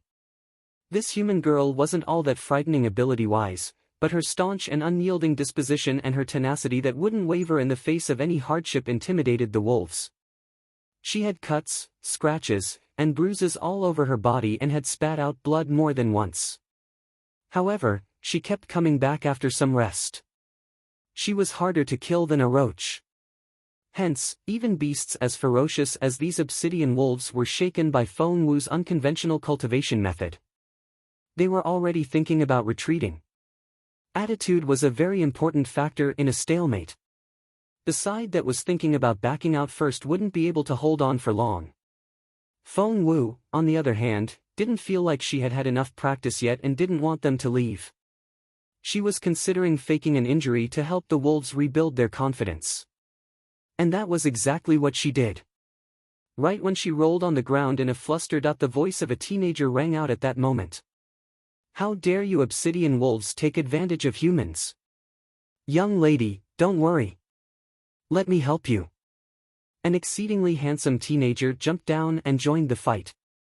With a swipe of his sword, more wolves were flung out of the circle. Feng Wu's heart sank. Damn it, that she was right to be disappointed. Seeing that another capable human being had joined in, the wolves promptly turned around and fled at top speed. The teenager looked astonished. "Hey! Stop right there. You're going to leave like that after what you did?" However, after their miserable experience with Feng Wu, the last thing the wolves would do was hang around. They scattered like scared birds. The teenager's mouth fell open as he watched the wolves flee. Rubbing his chin, he murmured, "They were so afraid of me. Am I that formidable already? Ha ha ha. I knew I was a genius." Feng Wu darted a look at the teenager and sighed inwardly. What a pity. She was going to use this rare opportunity to raise herself to level 6, for she had already achieved perfection in level 5 and the golden liquid had filled her dantian again. All she needed now was a fierce battle. Such a pity. However, the teenager knew nothing about Feng Wu's plan. Patting Feng Wu on the shoulder with his big hand, he said, "Young lady, don't worry. I'm here to protect you." Feng Wu gave him an awkward smile. Only then did the comely teenager see Feng Wu's face clearly. One look at her and his eyes opened wide. He was shaken to the core. The girl was stunning. All the blood did nothing to lessen her beauty. Her eyebrows were the color of the distant mountains, the look in her eyes as mild as moonlight, the shape of her nose smoother as the finest white jade, and her lips as fresh as cherry blossoms in April. Her features looked like they had been sculpted by the finest artist, and she was perfection itself. Just by standing there, she outshone all the landscape surrounding her, as if she was the only thing that existed between heaven and earth. Her beauty could take one's breath away. Ning Chenxi was the son of the governor of Linyuan province and his mother was from northern Feng mansion. Hence, it was safe to say that he had seen more than enough of the world. He had met many daughters of noble families from the Imperial capital, but none were comparable to the beautiful girl here. She was so stunning that he fell in love with her at first sight. After a pause, Ning Chenxi frowned and scolded Feng Wu. "Young lady, where are the adults of your family? How could they leave you here in such danger? You'd be dead by now if I hadn't arrived in time."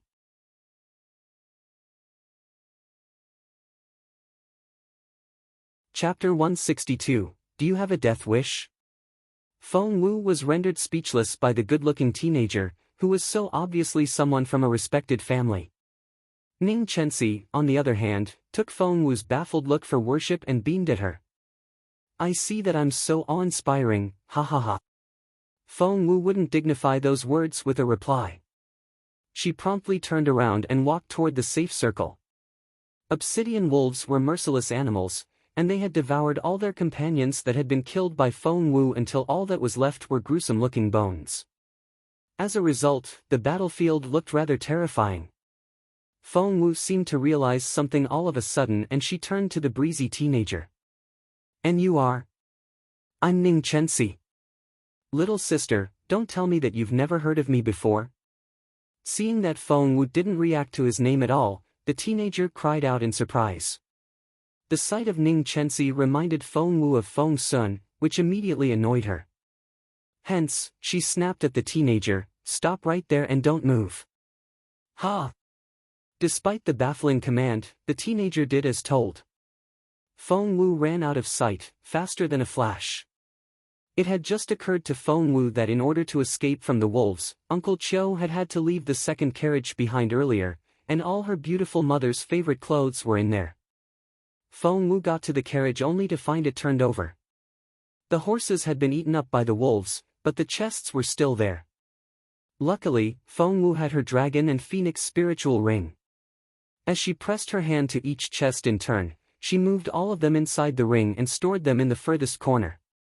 Since the beautiful lady would wake up soon, Feng Wu didn't want her mother to see her covered in blood, for it would definitely bring her to tears again. At that thought, Feng Wu jumped into a creek nearby and quickly cleaned herself up. She then changed into some new clothes and walked out of the woods, all fresh and tidy. Feng Wu had been gone for a while, which made Ning Chenxi worry. He went to search for Feng Wu in a hurry, and the first thing he saw was Feng Wu all freshened up. She was stunning even when covered in blood. Now that she had washed herself clean, there was something very pure and graceful about her, especially those eyes, which were limpid, brooding, and mesmerizing. Ning Chenxi suddenly had difficulty breathing. The moment his eyes landed on Feng Wu, Ning Chenxi felt all the blood rush to his head and his sensitive earlobes began to burn. Ahem, Ning Chenxi cleared his throat and stared at Feng Wu, feigning a grave look on his face. "Young lady, do you have any idea how dangerous it is for you to run around like this? What if there were more obsidian wolves around? Do you have a death wish?" Feng Wu rolled her eyes. If the teenager hadn't interrupted her, she would have been a level 6 spiritual master by now. Taking a deep breath, Feng Wu turned to leave, in case she lost her temper, and lashed out at him. Ning Chenxi had no idea what he had done. Walking side by side with Feng Wu, he said, "Young lady, be reasonable. It's a dangerous world out here. Shall I escort you back home? By the way, which family do you belong to?" After he figured that out, he could ask his mother to propose a marriage with the girl's family later. Ha ha ha, such was what Ning Chenxi had in mind. Feng Wu took a deep breath and stared at Ning Chenxi. "Stop following me. If I do, what if those wolves come back?"